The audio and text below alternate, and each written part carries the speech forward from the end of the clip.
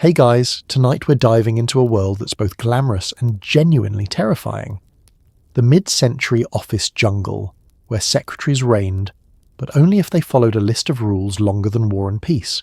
Imagine a place where your boss's coffee order is more sacred than the Constitution, your shoes are inspected with military precision, and the entire fate of the company apparently hinges on whether you remember to smile while answering the phone. So, before you get too relaxed, take a second to like this video and subscribe, but honestly only if you actually enjoy it. Comment with where you're listening from and what time it is, because it's always 2 AM somewhere, and someone is always alphabetizing invoices by lamplight. Now dim the lights, turn on a fan for that soft, comforting office white noise, and get comfortable. Maybe even put on your stiffest skirt and your tightest girdle, just for historical accuracy. Let's pause for a moment. Have you ever wondered if you could survive a day as a 1950s secretary? Would you remember to wear exactly the right shade of lipstick, one that says approachable but not distracting? Could you master the mystical art of taking dictation so fast your pencil bursts into flames? Would you survive a typing bee? Yes, that's a thing. Where you battle for your professional life with only a Remington and nerves of steel? And most importantly, could you endure 8 hours of smiling politely at a boss who thinks the cloud is just what ruined his golf game? Well, congrats. You've just woken up in 1956. You're wearing a skirt so tight you might pass out by lunch. Your hair is defying gravity thanks to a single can of Aquanet, and you have 37 rules taped to your desk. Good luck. Before you even leave the house, you're embroiled in a high-stakes battle with your alarm clock, a pair of nylons ready to self-destruct, and a dress code so specific it practically comes with blueprints. Your morning begins with the sacred rituals of rolling on girdles, wrestling with petticoats, and praying that your seams are perfectly straight, because a crooked seam is basically a cry for help in 1956. Your day starts not with coffee, but with a cold dose of reality. The alarm shrieks at 6 AM, no snooze button, just the relentless tick of progress and a stern reminder that you are, above all, dependable. Your feet hit the linoleum floor and already you feel a draft, but there's no time for shivering. The uniform calls. First up, the girdle. You step into what feels less like undergarments and more like a medieval torture device invented by someone who lost a bet. Elastic bites your hips, snaps your waist, and wrangles your silhouette into the office appropriate. There's a moment of quiet despair as you realize you'll be breathing in short, shallow bursts for the rest of the day.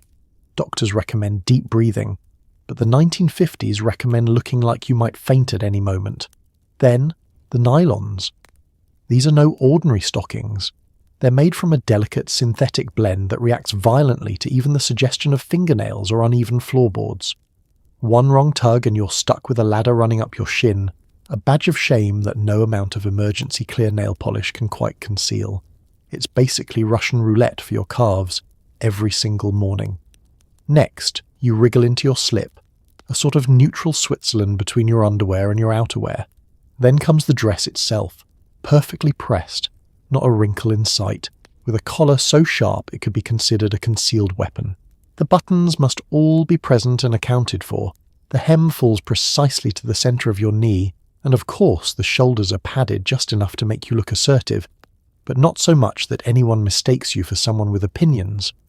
If you wear jewellery, it must be tasteful, a word which, in 1956, means barely visible. Earrings? Studs only? Necklace? Maybe, if it's as unremarkable as possible. No jangly bracelets. That's for beatniks and anarchists. Perfume is a whisper, not a statement.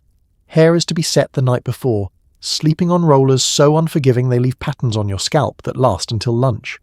The result? A helmet of curls, shellacked with enough hairspray to survive a minor hurricane or at least the commute on public transport. Now comes makeup. The face you woke up with is apparently insufficient. Foundation is smoothed on with military precision, followed by a cloud of powder so dense you risk asphyxiation. Eyebrows are tamed, mascara is applied so sparingly you wonder if anyone will notice you have eyelashes at all. And lipstick must be exactly the right shade. Rosy, but not that kind of rosy. The mirror becomes your supervisor, and you practice your telephone smile just to make sure the effect is complete. Shoes. Small. Pointed. At least a 1-inch heel. You slide them on and try to ignore the creeping realization that your feet will not forgive you for this. But flats are reserved for the infirm and for those who have already given up hope. Finally, the accessories.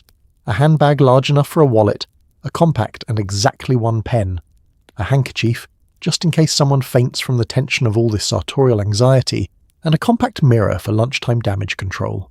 As you grab your coat and step out the door, your mind whirls with last-minute self-checks. Are your seams still straight? Is your lipstick still there? Have you, by some miracle, managed to maintain the precise aura of put-togetherness that the office demands? Outside, the world is waking up, but you're already halfway through a marathon, one built entirely out of elastic, static cling, and the ever-present fear of wardrobe inspection.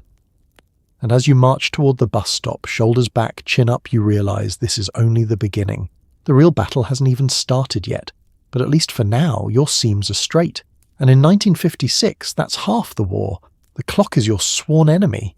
You arrive at the office a full 50 minutes early, because 1 minute late is enough to trigger a memo from someone named Mrs. Bunsen in Human Resources. The fear of tardiness is so great that you consider sleeping at your desk. But that would only mess up the morning desk inspection, which brings us to your relationship with time has become deeply personal and not at all healthy. Every morning, you wage psychological warfare against the clock. You set 2 alarms, one as a warning and one as the actual signal to abandon your dreams of a reasonable work-life balance. In 1956, time is not a gentle river. It's a cruel, relentless drill sergeant, and your only hope for survival is to stay at least one step ahead. As you hurry toward the office, you check your watch, the street clock, and then your watch again, just in case it's lost its mind in the 30 seconds since you last looked. Every crosswalk becomes a tightrope walk. Do you risk running and breaking a heel, or walk and risk being 1 minute late? You sprint across intersections with a sense of purpose that could put Olympic athletes to shame, all to avoid the unforgivable offense of tardiness. Once you arrive, the ritual truly begins. You join a silent procession of other secretaries who are already there, coats neatly draped, hair unsmudged, each one performing a delicate dance of pretending they just naturally happened to arrive at 8:45 for a 9 o'clock start. Conversation is sparse. Everyone is too busy scanning the room for signs of lateness. Was that a flicker of disapproval from the receptionist? Does that second hand seem to be moving a little faster today? Office paranoia is real, and you are living it. Every office has its own punctuality legend. Some say Mrs. Bunsen from HR keeps a secret log of arrival times, waiting for the moment someone slips up so she can unleash the dreaded reminder of attendance policy memo. Others believe she has a psychic link to the punch clock, able to sense tardiness from 3 floors away. No one has ever seen her enter or leave the building, yet somehow she's always there, clipboard in hand, ready to enforce order. The punch clock itself is a temperamental beast, prone to jamming or, worse, running 2 minutes fast for reasons known only to the universe and the janitor who maintains it. You approach with the reverence normally reserved for religious artifacts, careful to insert your card with just the right angle and pressure. One slip and it stamps you at 9:01, sending your entire week into a downward spiral of corrective action forms and friendly reminders. If, heaven forbid, you do arrive late, the consequences are immediate and dramatic. There is the walk of shame past the front desk, where the world's most judgmental clock sits, its ticking growing louder as you pass. Your heels seem to echo in the hallway, announcing your failure to anyone within earshot. By the time you reach your desk, word has already spread. Colleagues greet you with a mixture of pity and barely concealed terror, as if lateness were contagious. Worse still, your boss makes a point of mentioning your unexpected arrival in front of everyone at the morning meeting. "Glad you could join us, Miss Smith," he says, smiling the way a crocodile does right before lunch. You nod, smile, and quietly die inside. So, you adopt defensive strategies. You start leaving the house earlier and earlier, until you're basically commuting in the dark. You time your morning routine with military precision, breakfasting on coffee inhaled in a single gulp, and developing the ability to apply lipstick in the reflection of the office supply store window. Rain or shine, traffic or parade, you will not be late. The irony, of course, is that no matter how early you arrive, it never quite feels like enough. Punctuality in the 1950s isn't just about being on time, it's about never being late, ever, under any circumstance, for any reason, no matter how minor or catastrophic. It's a constant low-level panic that leaves you simultaneously exhausted and wide awake. You glance at the clock. It's still 15 minutes until work begins. You've survived another round of punctuality panic. Now, all you have to do is keep it together until quitting time, assuming the clock doesn't move faster just to spite you. Because in this office, time waits for no one, and Mrs. Bunsen is always watching. Your workspace is not a desk. It's a meticulously organised shrine to order.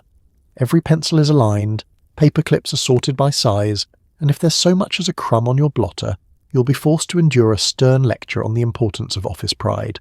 Your your workstation sits beneath the relentless fluorescent glow, more an altar to 1950s efficiency than a place for mere mortals to type. There is a precise geometry to your daily arrangement. The in-tray is stacked exactly parallel to the desk edge, never askew, because that's how chaos starts. The out-tray must be completely empty before 10 a.m, or it will silently mock you, a cardboard tombstone to incomplete tasks. Let's talk about your tools. Each pencil is sharpened to a fine point, then placed in order of height, erasers facing north, because that's what the Secretary's manual dictates. If one is even a quarter-inch shorter than the rest, it is discreetly relocated to the personal drawer next to the mints and your emergency pair of pantyhose. Pens are refilled, never borrowed, and God help the co-worker who just needed to jot something down. You can spot a non-regulation pen a mile away. Paper clips live in a small glass dish, sorted by size and colour, forming what could easily pass for a modern art exhibit called Desperation in Steel Wire. Binder clips are a separate ecosystem, not to be mingled. The stapler is perfectly aligned with your calendar, both of which are sanitised each morning with a tissue and a guilty sense of ritual. One loose staple on the desk is a scandal. A staple on the floor is a crime scene. Your blotter, a black rectangle of faux leather, is so pristine you could perform minor surgery on it. It's the first thing anyone sees when they approach, so you guard it with the intensity usually reserved for small dogs and national treasures. Once, a wayward coffee ring appeared. The whole office stopped, silent, as if someone had sworn during a board meeting. You responded with the only logical solution: a full replacement and a solemn vow to double up on napkins. There is an unspoken contest among the secretaries, a cold war of cleanliness. You glance at Doris's desk across the aisle. Is that a stray envelope peeking out from beneath her Rolodex? Scandalous. And Eileen, 2 rows down, has a pen with no cap. You allow yourself a tiny private gasp. This is how reputations are made or broken.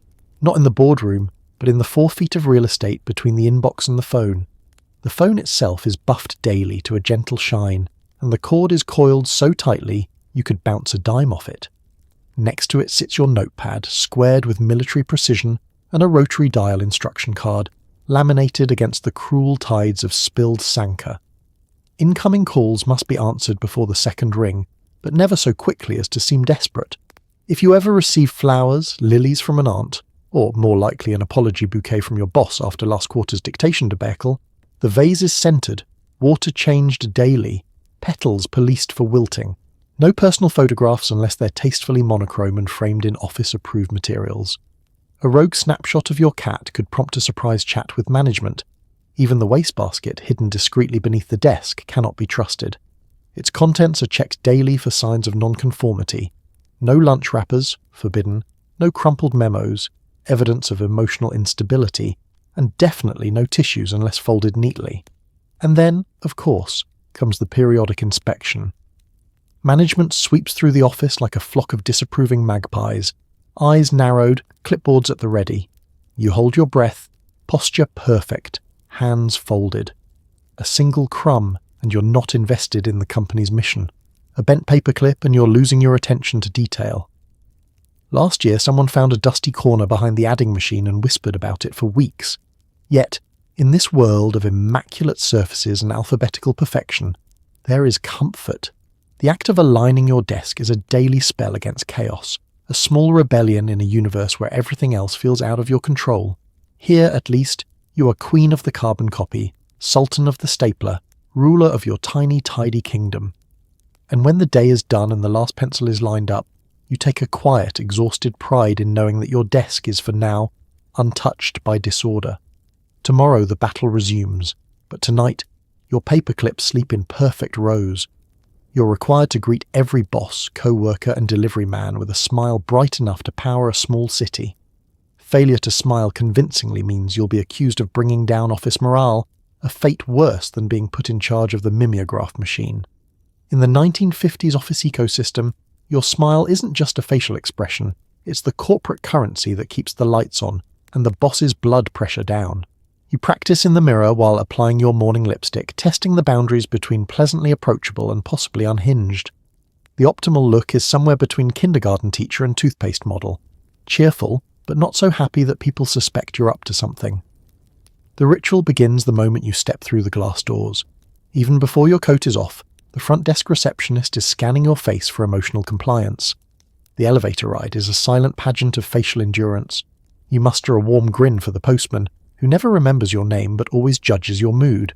Then it's onto the parade of co-workers, each requiring a nod, a smile, a good morning, delivered with perfect sincerity, even if you woke up with a sinus infection and a deep existential dread. Should you falter, even for a moment, even if your mouth gets tired from all the excessive smiling, you risk being called into the manager's office for a discussion about your energy. In 1956, low energy is a crime. Unsmiling women are considered a threat to the very fabric of company culture, liable to trigger a productivity crisis or worse, a staff meeting. The science of the smile is so advanced it could be taught at MIT. There's the closed-lip smile for passing a colleague you don't remember the name of, the dazzling full grin for upper management, and the sympathetic half-smile for anyone who's already dropped a stack of papers before 9 a.m. And of course the telephone smile, where you grin while speaking so your voice can sound more pleasant. Rumour has it that your boss can tell, even through two walls and a tangle of rotary cords, if you're not actually smiling as you answer the phone. You try to comply, even as you hold the receiver in one hand and practice clenching your teeth in a friendly manner. Each day the gauntlet continues. Morning, Mr. Dawson. Smile. Hello, Eileen. Smile, even though Eileen's been eating egg salad at her desk again. Nice to see you, Mrs. Plimpton. Smile and try not to blink too hard, or you'll look shifty. For the delivery man, you add an extra sparkle. His evaluation doesn't go on your permanent record, but he does control the supply of memo pads and, indirectly, your access to professional sanity. There's a strict unspoken rule. You never, ever show frustration, even when greeted with a barrage of last-minute urgent requests before you've finished your first cup of office coffee. The only thing worse than forgetting to smile is accidentally revealing the face you make while reading your boss's third memo of the morning. That's the stuff of nightmares. But the worst, the absolute nadir, is the group greeting. Once a week, some well-meaning manager insists the entire office start the day on a positive note. You and your fellow secretaries line up for a communal greeting, forced to beam like Christmas tree lights on full voltage, while the executives stroll past nodding like benevolent royalty. It's like a beauty pageant where the only talent is not letting your smile slip, no matter how much your cheeks are cramping. Of course, everyone knows that the smiles are, at least occasionally, fraudulent. There's a secret camaraderie among the staff, tiny moments where you meet a co-worker's eye and exchange the faintest, briefest micro frown, a signal that says, yes, I know, me too. But these are fleeting and strictly forbidden by the spirit of office optimism. The art of the 1950s morning greeting is less about joy and more about performance. Your cheeks ache, your jaw muscles develop like a professional athlete's, and sometimes, after 8 hours of relentless cheer, you find yourself still smiling while waiting for the bus home. But you do it, day after day, because the alternative is a one-way ticket to the mimeograph room, a windowless purgatory filled with purple ink and the echoing sound of your own unsmiling face. Nothing says professional like being physically restrained by industrial-strength underwear. The office dress code demands that you endure the daily embrace of a garment designed by someone who clearly hated comfort. Each step is a reminder that femininity is measured in elastic per square inch. To the uninitiated, a girdle sounds vaguely empowering, something you might use to gird your loins before battle, and in a way it is. Every morning you prepare for work the same way a medieval knight prepared for combat, by squeezing yourself into reinforced Under Armour and hoping for the best. Only instead of chainmail, you've got a rubberized torture tube that transforms your waist into a geometry lesson. The phrase-snatched silhouette wasn't a compliment, it was a cry for help. Getting dressed becomes an act of athleticism. You step into the girdle and begin the strategic upward shimmy, wiggling, yanking, and occasionally negotiating with your own hips. The elastic offers no mercy. It's a full-body negotiation. You versus spandex. Sometimes you lose. There's a brief moment of panic halfway up, when you're convinced you'll have to call the fire department for extraction.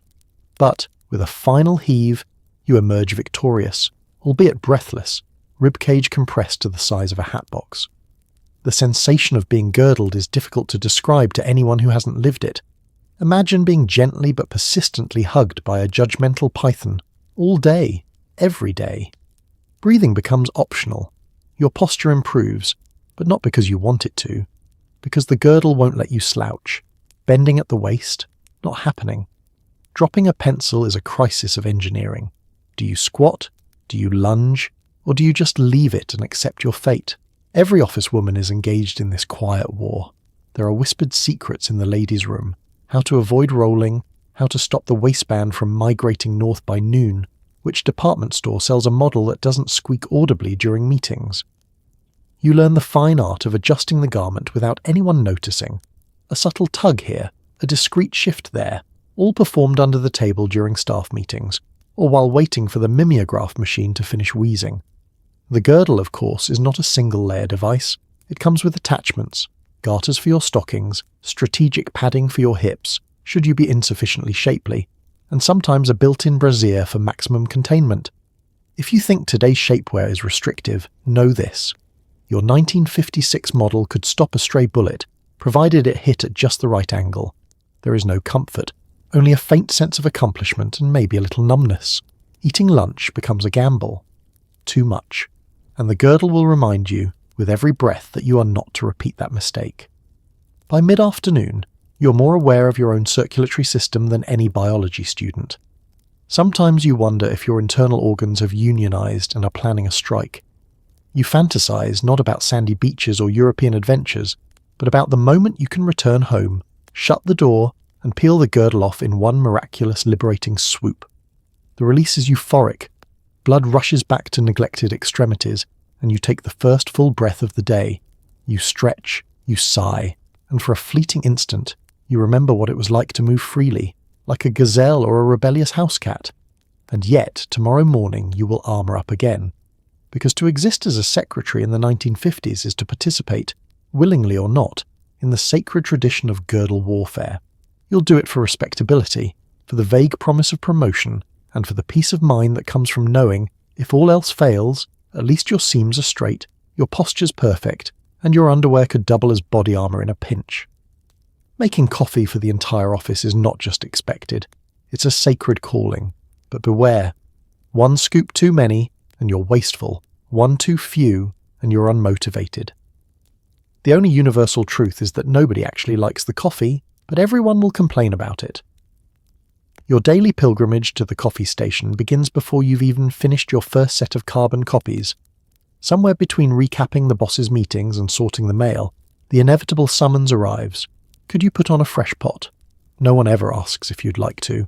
It is understood that this is simply your fate. Brewing office coffee is an inherited ritual passed down from secretary to secretary, each generation whispering its secrets like ancient priestesses around a sacred fire. The office percolator sits in the break room, humming with the slow menace of a device that could explode at any moment. It's an industrial artifact, roughly the size and temperature of a nuclear reactor, and always in a state of barely controlled chaos. The instructions taped to the side are yellowed and only partially legible. Add coffee, add water, pray. You measure out the grounds, neither too generous, fiscally irresponsible, nor too stingy, low morale. 1 heaping scoop per 2 cups, the ancient rule decrees, but what size scoop? No one knows. It's an inherited guess, passed down with the same gravity as Grandma's biscuit recipe, except Grandma never judged you for bitterness. Next, the water. Office tap, tepid at best, must be poured with the precision of a bomb technician. Too much, and you'll have dishwater. Too little, and you'll produce rocket fuel guaranteeing a round of jittery typists and one very animated boss. You press the on switch and listen for the percolator's low gurgle, the same sound you'll hear in your nightmares. As the aroma of brewing coffee begins to crawl down the hallway, co-workers emerge from their cubicles like moths to a flickering bulb. They hover, make small talk, and provide unsolicited feedback. "Smells a little weak today," says Larry from payroll, who despite drinking 3 cups a day, has never once made a pot himself. Doris from Accounts Receivable claims she can taste the difference if you use filtered water, but the only filter in the office is the boss's no-complaining policy and it's full of holes. The coffee's finally done, maybe. There is no visual cue, only the gut feeling that if you wait much longer, the percolator will rebel. You pour the first cup for the boss, black, no sugar, then start the ceremonial distribution. There's a hierarchy to the order. Management first, then the department heads, then anyone within arm's reach of the break room. Heaven help you if you mix up someone's usual, or worse, spill even a drop on the pristine white doily beneath the sugar jar. And then, the chorus of complaints. It's too hot, it's too cold, it's too strong, it's too weak. The consensus is immediate. You know, the old coffee tasted better. This is a lie, but everyone prefers the illusion that things used to be superior, back when Mrs. Dawson handled the percolator and world peace seemed possible. You smile and nod, knowing that next time you'll make it exactly the same and hear the same complaints, because coffee in the 1950s office is less a beverage and more a collective exercise in disappointment management. After the rush, you clean the percolator, scrubbing out yesterday's grounds and mysterious residue with the office's lone sponge, an object so ancient it probably predates the Eisenhower administration. The cycle is endless. By the time you've returned to your desk, someone's already requesting a fresh pot, and so the sacred wheel of suffering turns. Yet, in a way, the daily coffee gauntlet is comforting. It's a shared struggle, a point of communal suffering, and a source of endless gossip. You might never brew a perfect pot, but you keep trying, because secretly, you know, it's not about the coffee. It's about surviving another day, together, one lukewarm cup at a time. You answer the phone with a forced cheerfulness so intense you worry your face will get stuck. Every call is monitored, and rumour has it your boss can tell if you're not smiling just by listening. Forget call waiting. Your job is to be waiting, at all times. The telephone sits on your desk like a totem of corporate expectation, its rotary dial gleaming with a sinister promise. You're told from day one that the office phone is the company's handshake, a gateway through which all business, opportunity, and let's be honest, petty grievances must pass. Your greeting, therefore, is not a mere hello, but a full performance, delivered with the kind of breathless enthusiasm reserved for game show hosts and cult leaders. Before every call, you practice your smile because the rule is gospel. The customer can hear if you're smiling. No one knows how this works, but no one dares to test it. You could be having the worst morning of your life, stockings running, coffee cold, existential dread looming, but the instant the phone rings, you snap into character, channeling pure, radiant cheer. Good morning, Consolidated Associates. How may I direct your call? You recite it so often it starts to lose all meaning, like a chant at a particularly cheerful séance. The pressure is intense.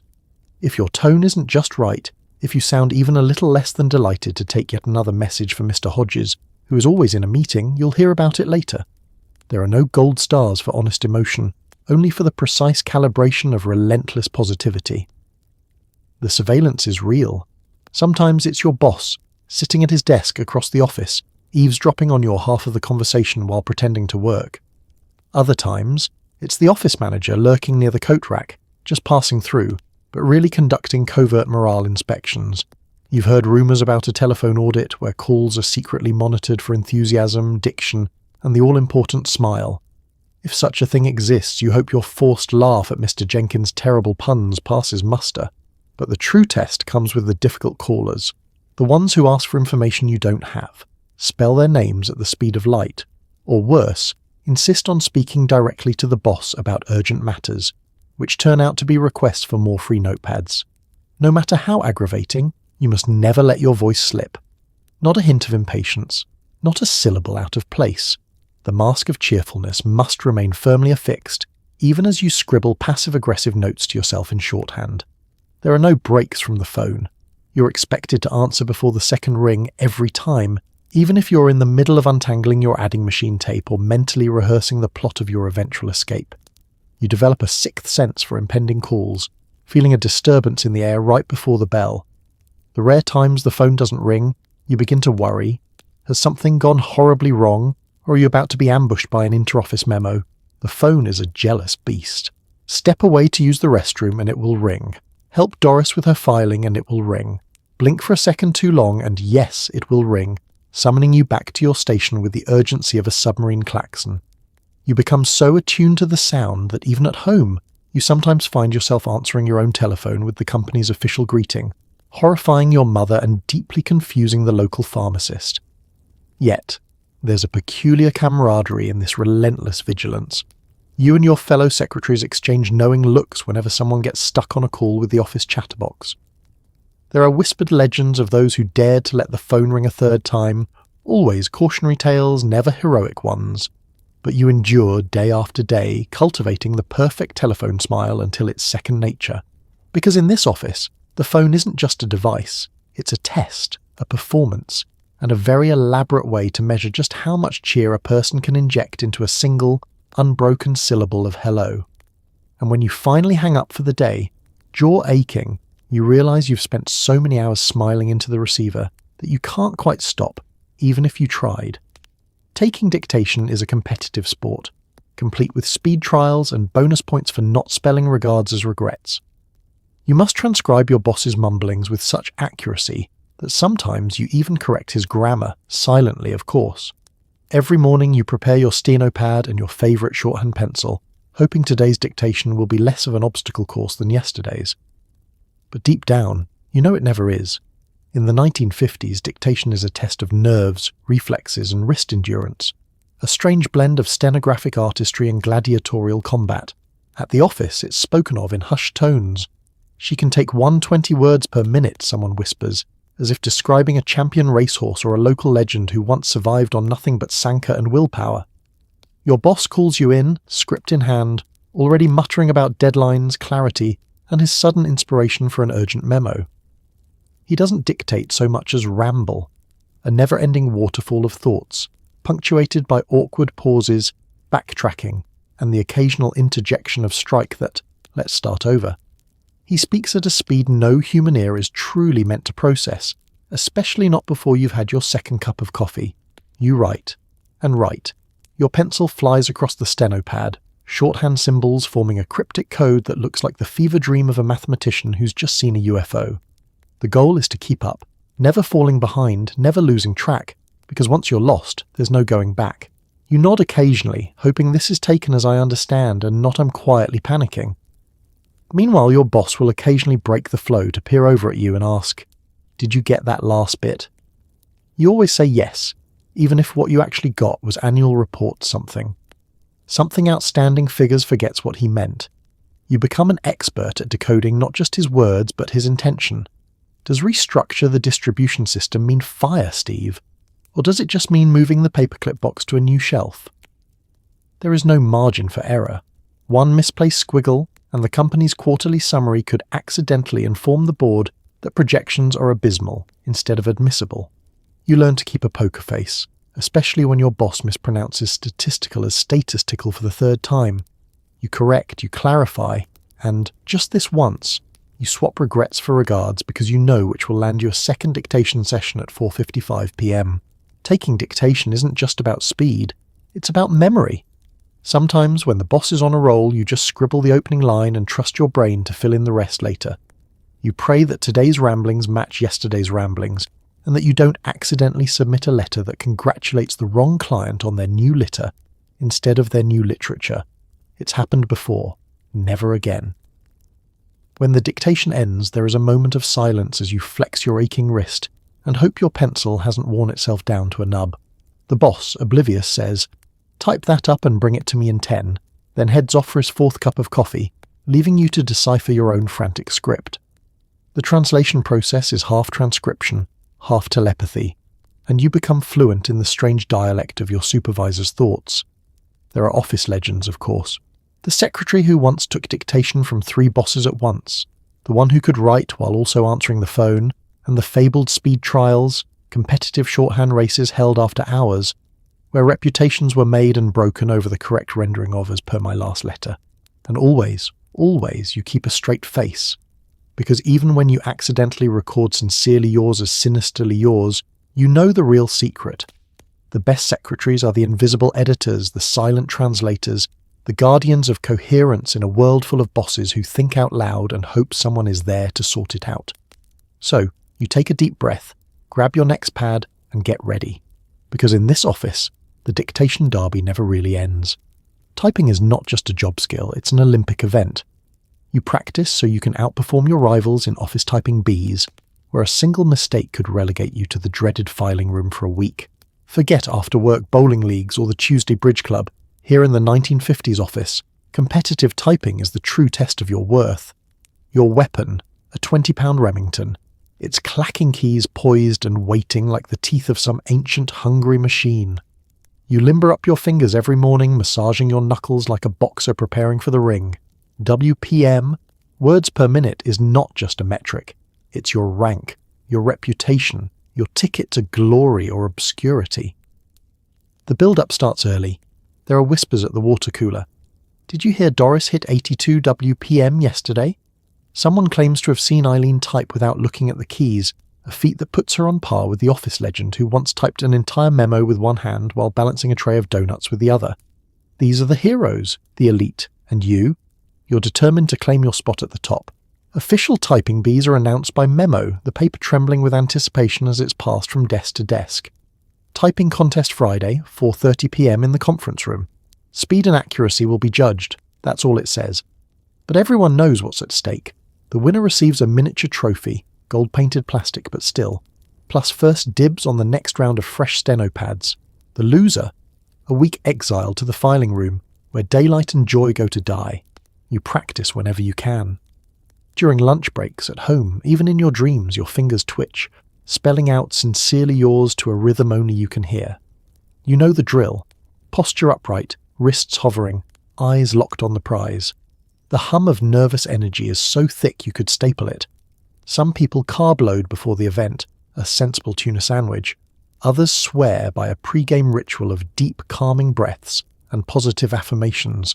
I am one with the typewriter. My hands are swift. My keys are true. The contest itself is a spectacle. Everyone gathers, forming a ring around the competitors like a scene from a very tense spelling bee. The typists take their places, palms slick, backs straight.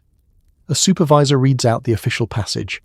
A standard letter filled with tongue-twisting business jargon and the occasional tricky proper noun, thrown in just to keep things spicy. There's a countdown, 3, 2, 1, and then the air explodes with a furious clatter of keys. It's a test of stamina as much as skill. Each typo feels catastrophic.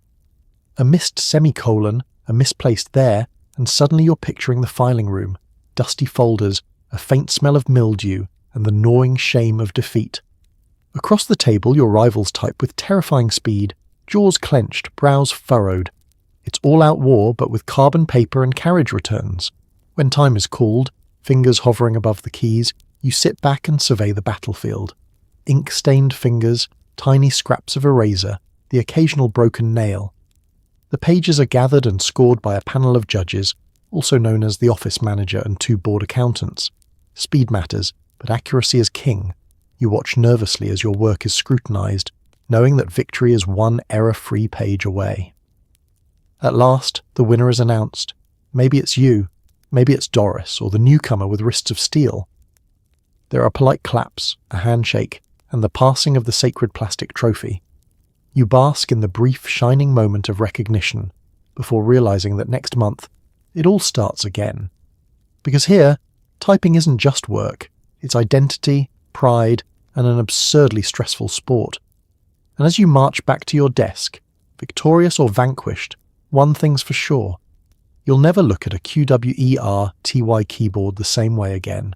The filing cabinet is a labyrinth, and you are its unwitting minotaur. Cross-reference incorrectly and doom the office to weeks of chaos, plus another round of passive-aggressive notes from accounting. You approach the cabinet with a sense of both reverence and dread. Its metal drawers loom, painted an institutional beige and humming faintly with the secrets of decades' worth of correspondence. There is an unspoken rule that the older the cabinet, the trickier the lock, and the greater the risk of losing a finger if you open the miscellaneous drawer too quickly. You grip the handle, take a breath, and pull. The cabinet groans, revealing row upon row of neatly labelled folders, your daily Everest. The art of filing in 1956 is not for the faint of heart. It's part science, part magic, and part a series of unofficial office superstitions. Files must be alphabetized with the precision of a codebreaker. Johnson, Johnston, Johnston, One mistake and suddenly Mr. E. Johnstone's insurance renewal has vanished, only to resurface 3 weeks later beneath a pile of cancelled checks and the world's angriest note from Doris in accounts. You learn to double-check, then triple-check, then second-guess your own existence. It's not just alphabetical order. Oh no, you must master the sacred rituals of cross-referencing, a skill taught in secretarial temples and passed down from secretary to secretary in hurried whispers. If you file the payroll tax forms under P instead of T, may God have mercy on your soul. Some documents demand a copy in more than one folder, one for the client, one for legal, one for that mysterious general file that seems to swallow everything it touches. And then there are the labels, handwritten, typewritten, sometimes faint pencil rubbings on ancient yellowed tabs. The style must match, the typeface must never clash, and woe unto the soul who dares use blue ink when black was specified by the 1949 Office Etiquette Memo. Changing a tab isn't just an act of record-keeping, it's a political statement, a declaration of allegiances in the never-ending Cold War between accounting and human resources. The filing room is rarely empty. At any given moment, a half-dozen colleagues are jockeying for space, clutching stacks of files, muttering about misplaced invoices or missing expense reports. You perform an awkward dance, shuffling around each other in the narrow aisles, each person fiercely guarding their own little patch of alphabetical turf. Eye contact is avoided, except when someone suspects you've taken the last hanging folder, in which case things can get heated. The stress is real. One slip, one misfile, and you'll spend the rest of your week playing hide-and-seek with a missing purchase order, while the office manager's patience steadily erodes. Occasionally the boss will breeze in, needing that important memo from last June, the one he never filed and hasn't mentioned since. You embark on a harrowing expedition through unlabeled manila folders, the air thick with the scent of paper dust and existential regret. And the notes. Oh, the notes. They appear on your desk, on the bulletin board, even tucked inside your lunch bag. Please see me, filing discrepancy. Reminder, alpha by last name, not first. Please do not file under sundry unless you plan to explain it to Mrs. Bunsen. Passive-aggressive, yes, but also a strange sort of office poetry. In the end, though, there is a strange pride to it. When the final folder is slotted into place, when you close the drawer and hear the satisfying thank of organisational perfection, you feel a quiet triumph. You're not just a minotaur lost in the maze. You're its master, the silent hero who brings order to chaos, one tab at a time. That is, until tomorrow morning, when the boss announces a new filing system for efficiency. The labyrinth reshuffles, the alphabet strikes back, and the great filing odyssey begins again. Managing your boss's calendar is like playing chess against a caffeinated octopus. One missed meeting and you're living with the shame of causing an executive inconvenience, something you'll be reminded of in your annual review. You approach the wall-sized calendar with the reverence usually reserved for rare manuscripts or ticking bombs. The day stretches before you in a series of colour-coded blocks, scribbles, arrows, and cryptic shorthand reminders that only you and, possibly, the CIA could decipher. Your boss's appointments are written in pencil, a concession to the fact that time is more of a suggestion than a reality in the executive world. Erasers become your constant companion. Sometimes you dream in smudges. The morning begins with a frantic shuffle of phone calls. Mr. Morton can see you at 10. No, wait, he meant 10:30. Actually, it's been moved to tomorrow, unless it rains, in which case it's back to 10. Every conversation is a negotiation. You scribble and erase, reschedule and rearrange, maintaining a delicate ecosystem of meetings, calls and drop-in visits from the boss's friends, rivals, and the occasional motivational speaker. One wrong move and you're in trouble. Double book a lunch and you'll set off a diplomatic incident between the sales and marketing departments. Forget to pencil in the annual budget meeting and you're responsible for the financial downfall of the entire company, at least according to your boss. Worse, if you ever leave a blank spot, he will somehow find a way to fill it with 3 urgent appointments, 2 conference calls, and an impromptu strategy session involving donuts and very little strategy. You become adept at the gentle art of negotiation. I'm so sorry, but Mr. Dawson is unavailable at that time. Might I suggest never? Your voice stays calm even as your heart rate climbs. You learn which meetings are sacred. Board review, wife's birthday reminder, and which can be moved to next Thursday without anyone noticing. Review of old paperclips inventory. The scheduling tools are basic: a battered desktop calendar, a small army of sharpened pencils, and a Rolodex bursting with business cards, mysterious phone numbers, and a secret section for the truly important contacts. Mrs. Dawson, the dry cleaner, and the guy from accounting who always knows where the best pastries are hidden. Digital calendars are science fiction.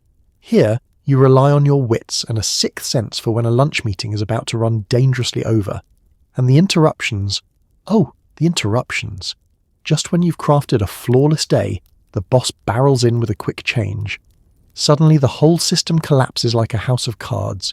You scramble, updating the daily agenda, calling contacts to apologize, and assuring everyone that something urgent came up, when in reality, the emergency is that your boss forgot he's scheduled 2 lunches and now has to attend both.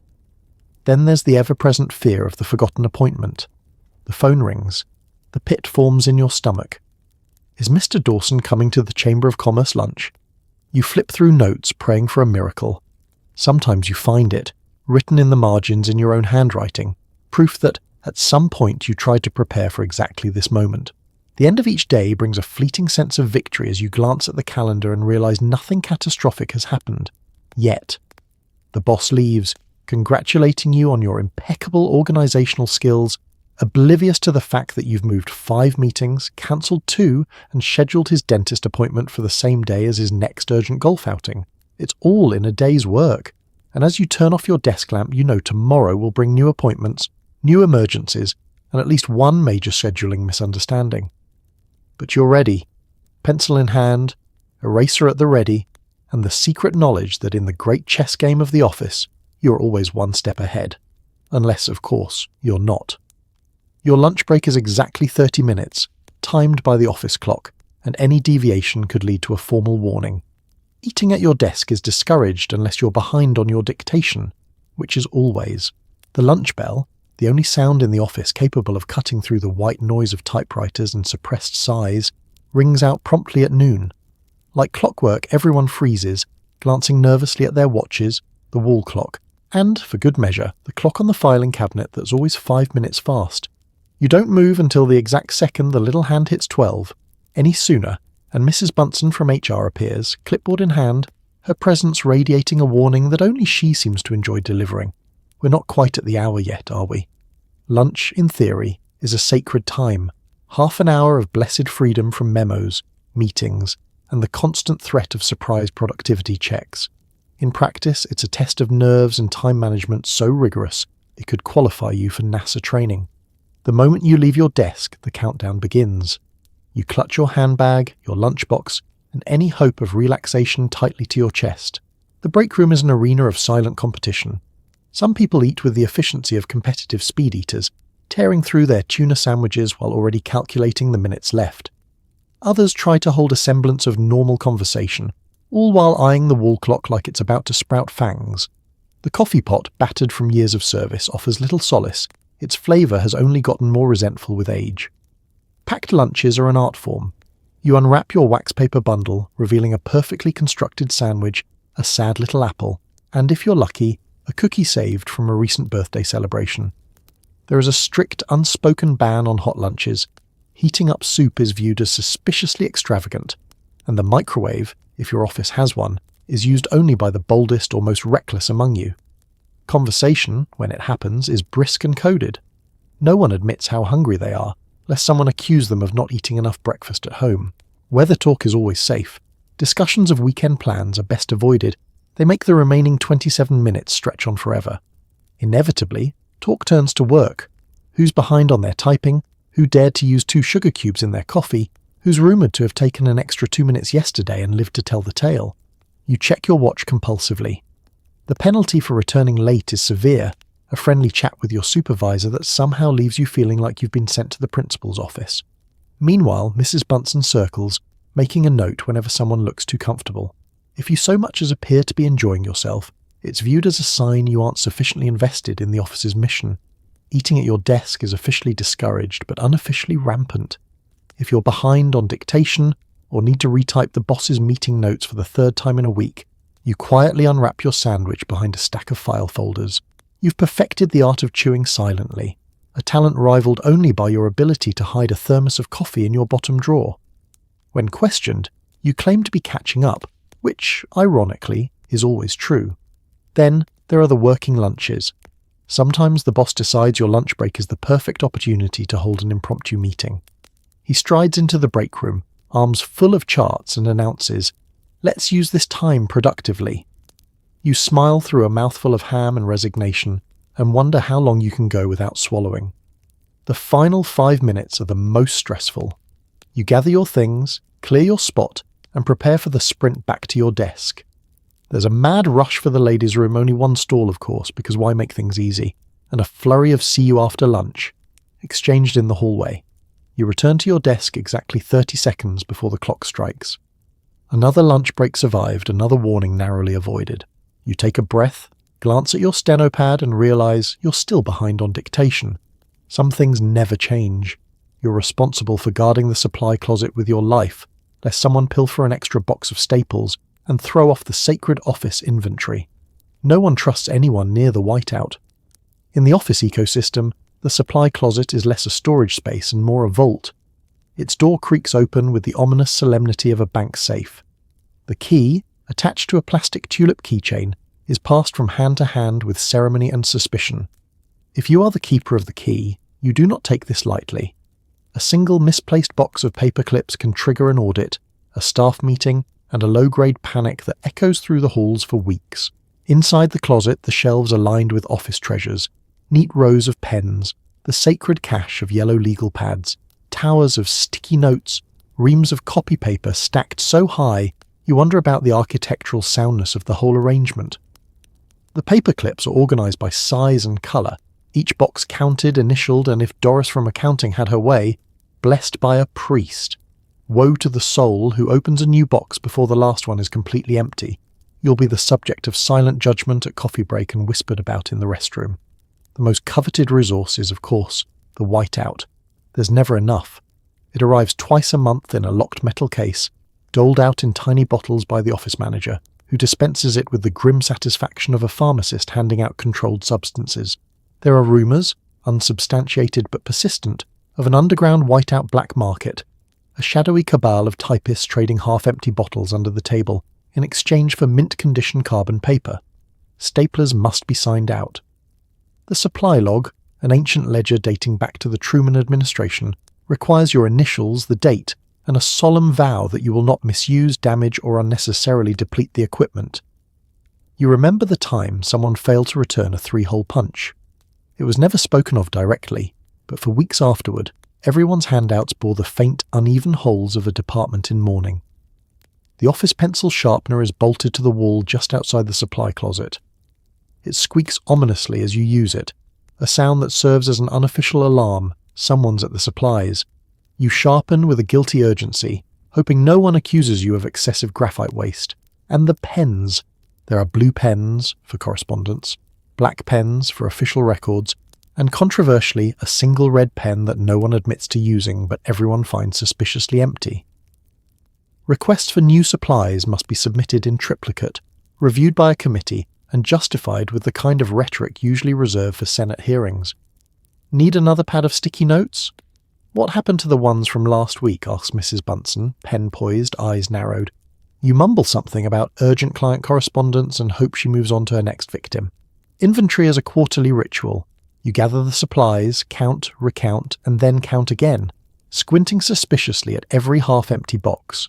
Anything unaccounted for is reported on a form, in triplicate, signed and dated by 2 witnesses and ideally not you. There is no greater shame than having to explain a missing box of pushpins to upper management. Inevitably, you develop a sixth sense for potential supply thieves. The new guy in marketing lingers a little too long by the copy paper. Doris is spotted pocketing more binder clips than strictly necessary. Larry from payroll, who absolutely cannot be trusted with scissors, sidles up just looking for a pencil, his tone as innocent as a fox in a henhouse. But in this strange bureaucratic universe, you take pride in your stewardship. You are the supply guardian, the paperclip countess, the last line of defence between civilization and stationary chaos. And when the day ends, and the key returns to your desk drawer, you can rest easy, knowing that for one more day, the office supply order has been preserved. You must sit with ladylike posture at all times. Crossing your ankles is fine, crossing your legs is borderline scandalous. Slouching could get you a spot in the next posture improvement seminar, attendance not optional. The rules of office decorum extend far beyond what you say or do. They reach all the way down to how you arrange your own skeleton. Your body is under constant surveillance by management, by Mrs. Bunsen in HR, and perhaps most critically, by every co-worker waiting for a chance to gossip about the day you let your shoulders sag. There's an invisible grid on your chair, a template you must conform to lest you invite disaster, or, worse, a whispered critique. The chair itself is both tool and trap. Metal legs, plastic seat, just soft enough to lure you into a false sense of comfort, but never forgiving if you attempt to lean back and relax. You lower yourself carefully, smoothing your skirt, ensuring not a single wrinkle betrays you. Ankles together, hands delicately arranged atop your steno pad, shoulders gently back. Proper alignment, as your boss likes to remind you, is the foundation of professional excellence. Apparently, your spine is now part of the company's quarterly goals. The hazards are everywhere. If you cross your legs at the knee, scandal. If you let your arms flop to your sides, indolence. If you twist in your chair for even a second, restlessness. There are stories, office legends passed in whispers, of the time Doris was caught slouching and made an example of in the staff newsletter, Sit Up and Succeed, How Doris Got Back on Track. Rumour has it she hasn't relaxed since. Posture is not just visual, it's psychological warfare. There are posture scouts, unofficial enforcers who report back to the higher-ups. I saw Carol with her elbows on the desk. Did you notice Mary Ann leaning on the filing cabinet? A bad example for the younger girls. The reports, though informal, have a chilling effect. You sit taller, if only to avoid the cold gaze of judgment across the office. It doesn't stop at your desk. In meetings, the posture pressure intensifies. You sit in a row with your fellow secretaries, each practicing the art of serene, upright suffering. You are meant to look attentive yet relaxed, calm but alert, like a statue of Athena who's memorized Robert's Rules of Order. Even your pen grip is scrutinized. Too loose, you seem careless. Too tight, you risk inky knuckles and a reputation for being overwrought. Once a month, there is the dreaded posture seminar. Everyone is required to attend, led by a consultant from the Institute of Modern Efficiency, who looks suspiciously like someone's uncle in a suit borrowed for the occasion. He demonstrates the modern officewoman's pose, shoulders back, neck tall, chin tucked, smile at the ready, all while balancing an imaginary book on your head. If you drop your imaginary book, you're handed a pamphlet with tips on correcting desk fatigue, which ironically will give you more desk fatigue just reading it. You start to develop posture paranoia, acutely aware of every vertebra. You catch yourself sitting ramrod straight on the bus home, at dinner, even in bed. You wonder if your posture will be mentioned in your annual review. Strengths, accurate filing, graceful stance, areas for improvement, occasional leftward lean. Yet, amid all this upright anxiety, you find a sort of comfort. Your posture becomes armour, a way to face the absurdities of office life with dignity. Slouching is not just a sin against secretarial standards, it's a slippery slope toward existential despair. Or so you're told. So you sit, spine straight, ankles delicately crossed, fingers poised above your steno pad. Because in the 1950s office, posture isn't just about looking proper, it's about surviving the day, one vertebra at a time. You're expected to look fresh at all times, even if you're one spreadsheet away from a meltdown. A quick trip to the ladies' room means fixing lipstick, repowdering your nose, and ensuring your hair hasn't collapsed under the weight of office expectations. The clock ticks toward noon, and with it comes a subtle but urgent need for renewal. The morning has already battered your resolve with back-to-back dictations, a near miss with a paper jam, and a tense encounter over the last working stapler. You're not just tired, you're beginning to show signs of humanity. And that, in the 1950s office, simply will not do. So, you gather your compact, a battered tube of rose blush lipstick, and a tiny comb that's more wishful thinking than tool, and make your way to the ladies' room. You're not alone. The midday makeup migration is a tradition as old as the break room itself. Inside, the air hums with nervous energy and the faint scent of drugstore perfume.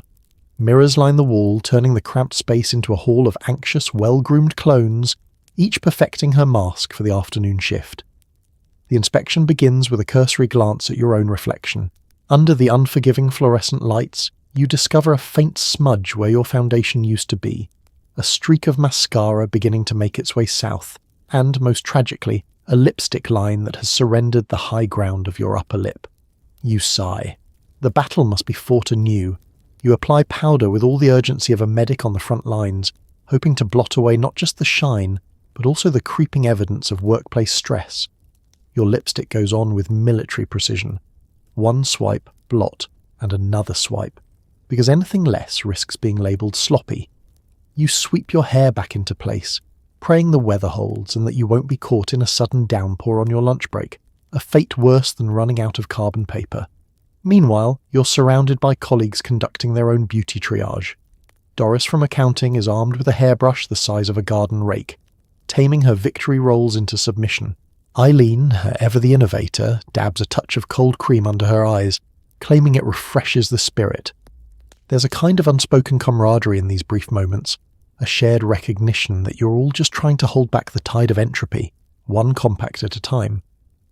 But the stakes are higher than they appear. The office is filled with informal inspectors, other secretaries, the eagle-eyed manager, even Mrs. Bunsen from HR, who's been known to issue gentle reminders about the importance of professional appearance. "We represent the company," she intones, as if a crooked eyeliner wing might cause the Dow to plunge. There's even a rumour that promotions are decided in the powder room, based on who can keep their lipstick intact through a lunchtime tuna salad. Back at your desk, the scrutiny continues. Your boss passes by, glancing, ever so briefly, at your face before launching into his next request. A subtle smile of approval. Maybe you passed, or maybe you've simply lived to fight another round. Either way, you've won a few more hours of freshness before the afternoon threatens to unravel it all. There's an irony in all this effort. For all the fuss overlooking effortless, you spend a solid chunk of your day maintaining the illusion.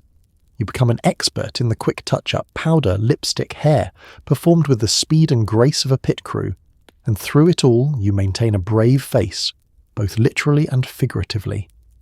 Because in this office, it's not enough to be competent, organised, and resilient.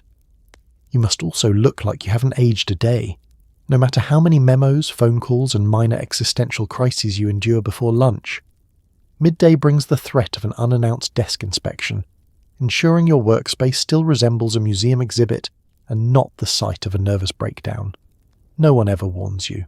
The inspection comes when you least expect it, often when you're most vulnerable, mid-sandwich or in the middle of deciphering your boss's handwriting for the third time that morning. There's no polite knock, just the unmistakable sound of managerial footsteps, slow and deliberate, echoing down the linoleum hall. Conversation hushes, typewriter clatter fades. All eyes dart downward, pretending to work while actually scanning their own desks in a last-minute panic. You feel it before you see it, the gathering pressure, the sensation of 1,000 invisible magnifying glasses turning in your direction. Your desk, a personal oasis of paperclips, memos, and barely restrained chaos, suddenly feels as exposed as a parade float in a downpour. You check the pencil alignment, you adjust your blotter, you hide the unauthorized snack tucked behind your Rolodex. It's not paranoia if they really are coming. The desk check is part spectacle, part cautionary tale.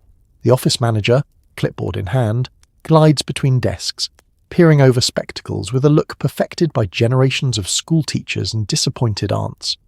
She checks for dust, for scattered notes, for the criminal presence of a coffee ring or a dog-eared calendar page. "We want to foster pride in our workspace," she intones, as if a stray staple could derail the company's quarterly earnings. "You know the rules. Pencils must be sharpened, tips facing precisely north-northeast. All correspondence sorted into in, out, and pending trays, never overlapping, never ambiguous.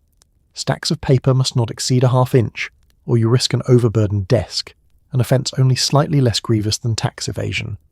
The wastebasket should be empty except for reasonable refuse, a phrase so vague it has fueled lunchtime debates for years. Any infraction is noted on the dreaded desk inspection sheet, a triplicate carbon form with checkboxes for clutter, cleanliness, and the ominous other. If you're unlucky, you get a personalised comment. Please address the excessive accumulation of thumbtacks, or consider dusting your typewriter keys for improved morale. These sheets are filed somewhere in HR's subterranean archives, never to be seen again, unless, of course, it's annual review season. There are office legends about the aftermath of failed inspections. The time a junior secretary's desk was declared a danger zone, resulting in a week-long remedial filing course, or the infamous pencil incident, when an entire department was made to line up for a group lesson on writing instrument stewardship. In this world, a paperclip out of place is the butterfly flapping its wings that leads to a hurricane of paperwork. Yet, you persevere. The inspection ends as abruptly as it began.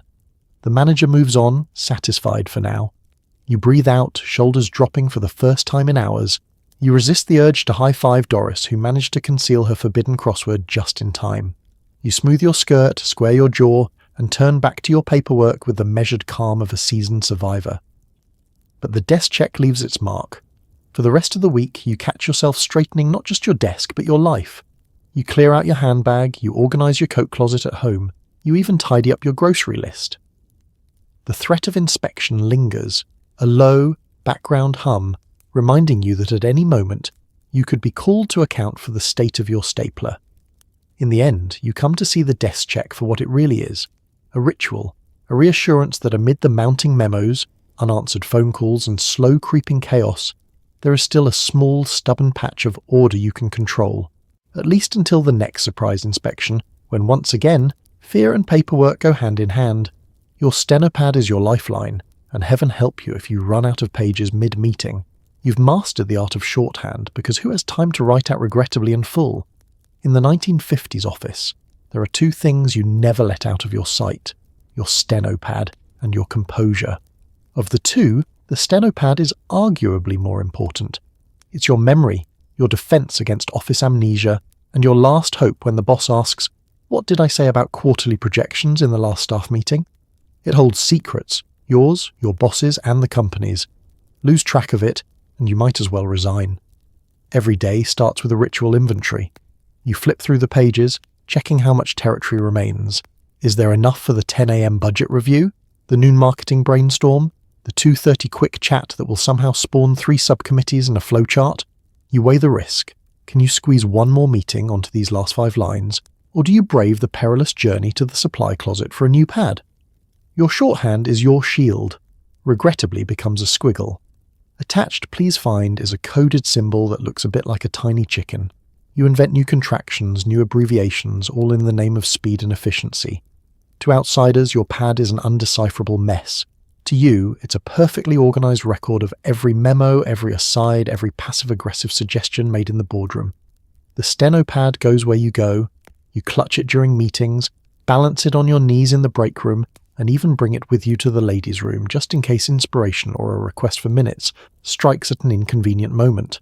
The pad has seen things. It's absorbed coffee stains, lipstick smudges, and the faint scent of panic from last week's quarterly report emergency. Running out of pages is the office worker's version of a bad dream. There you are, halfway through your boss's list of minor edits for the latest policy update, and you hit the cardboard back cover. The pen in your hand freezes. Time slows. You quickly scan the room. Is anyone else out of paper? Do you risk raising your hand, admitting defeat, and requesting a new pad? The supply closet is 3 cubicles and 1 Mrs. Bunsen away, a gauntlet of suspicious glances and the dreaded inventory sign-out sheet. When you finally do secure a new pad, there's a moment of pure illicit joy. The crisp, untouched pages, the perfectly square corners, the faint scent of pulp and promise. You vow not to waste pages on doodles or secret shopping lists, though by Thursday the margins will once again be home to tiny sketches of coffee mugs, frowning bosses, and once a particularly flattering rendition of the mailroom guy. Stenopad anxiety isn't just about paper, it's about proof. You keep every filled pad in your bottom desk drawer, a chronological archive of your career. If ever challenged on a task, you can produce dated, time-stamped notes in shorthand, delivered with the flourish of a magician revealing a rabbit. See? You did say we'd move the meeting to Tuesday, vindication, in spiral-bound form. Of course, the pad is only as good as your own cryptic key. There are mornings you squint at your notes from the day before and wonder if you wrote them during an earthquake. Was that call Mr. Jenkins or call about Jenkins? Is this squiggle file immediately or fire immediately? Interpretation is half the job, but through it all, you and your stenopad survive. Meetings end, bosses change, priorities shift. But as long as there are fresh pages and a sharp pencil, you'll be ready, one shorthand squiggle at a time. The ladies' room is a demilitarized zone, a place of whispered secrets and cold wars fought over mascara. Participating in gossip is frowned upon, but failing to listen makes you suspicious. Stepping through the pale pink door is like crossing an invisible border. Outside, the office hums with rigid politeness and the incessant clack of typewriter keys. Inside, the air shifts, softer, charged with the electric buzz of secrets and the faint aroma of drugstore hand lotion. The ladies' room isn't just a restroom. It's the only place you can let your guard down, at least a little, without risking a write-up for excessive candour. This is where alliances are forged and feuds are negotiated, all in whispered tones and with the subtlety of international diplomacy. By the sinks, two co-workers exchange coded glances about the boss's new tie, while another checks for eavesdroppers, before sighing dramatically about Mrs. Bunson's latest memo on office refrigerator etiquette. The stalls offer momentary privacy for personal reflection, but the real action is by the mirrors, a gathering place for touch-ups, both cosmetic and conversational. Participating in the flow of office news is an art. You must strike the right balance. Too eager, and you're labelled chatty, your loyalty questioned. Too aloof, and you're viewed with suspicion, as though you're gathering intelligence for the higher-ups. The safest course is to listen intently, interjecting just enough, "Oh, really? And you don't say," to demonstrate your involvement without ever revealing your own hand. There are rules here, unwritten but ironclad. What's overheard at the sink is not repeated by the water cooler. Names are avoided, replaced by sly references. Did you hear about a certain someone in payroll? No one ever admits to starting a rumour. Each story is traced back through at least 3 mysterious intermediaries. I heard it from Eileen, who heard it from Doris, but you didn't hear it from me. Yet, the gossip isn't all mean-spirited. Some is pure survival strategy. News travels about who brought in donuts, which coffee pot is safe, or which department is running dangerously low on carbon paper. There are practical alliances, trades of lipstick for safety pins, tips on how to decode the boss's latest round of handwriting, or gentle reminders to avoid the supply closet during Mrs. Bunson's inventory hour. Occasionally, tensions flare. Someone leaves the ladies' room looking triumphant, a sure sign that a piece of juicy news is about to sweep the office. Other times, a cold war erupts, an icy silence over the communal mirror, or the subtle escalation of perfume spritzes and pointed silent combing. Most conflicts fizzle out in a day or two, resolved by an unspoken truce and the pressing need to coordinate lunch orders. The rarest, most hallowed form of gossip is the spontaneous group confessional, a brief, magical window when everyone in the room admits, just for a moment, how tired, confused, or overwhelmed they actually feel. These moments pass quickly, but they're remembered for weeks, a reminder that behind the perfect posture and fresh lipstick, everyone is just trying to make it to 5 o'clock with their sanity, mostly intact. But remember, the ladies' room is a safe haven only as long as everyone respects the boundaries. The minute someone betrays a confidence or repeats a story outside its tiled walls, the social order resets. Eyes narrow, voices hush, and the trust that keeps the whole powder room piece afloat must be rebuilt from scratch. When you leave, you smooth your skirt, check your reflection, and reapply your telephone smile. You step back into the fluorescent battlefield, secrets carefully tucked away, alliances maintained, and a new tidbit or two to keep you afloat in the delicate social current. Because in the office, as in life, sometimes survival means knowing not just what's said, but what's whispered. If you get a run in your stockings, you're expected to fix it with a dab of clear nail polish and a prayer. Rip a seam, and you might as well call it a day. Pantyhose are the office's most fragile peace treaty. One snag and the entire illusion of composure threatens to unravel.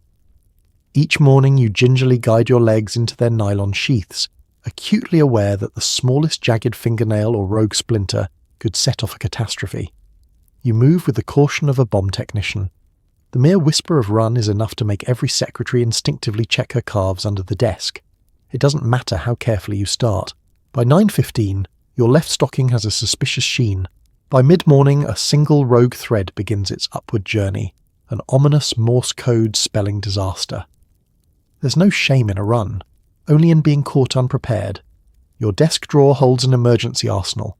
clear nail polish, spare hose, a mini sewing kit, and a slightly crumpled good luck note from the last person to brave an all-day ladder. The fix is a delicate operation. You sneak off to the ladies' room, clear nail polish in hand, heart pounding like a spy on a covert mission. In the glare of the fluorescent lights, you paint a trembling line along the run, praying that science, magic, and your own silent plea to the universe will hold the fibres together until 5 o'clock. The acrid scent of nail polish hangs in the air, a badge of resilience. If anyone else is there, she nods knowingly. In this war, everyone's on the same side.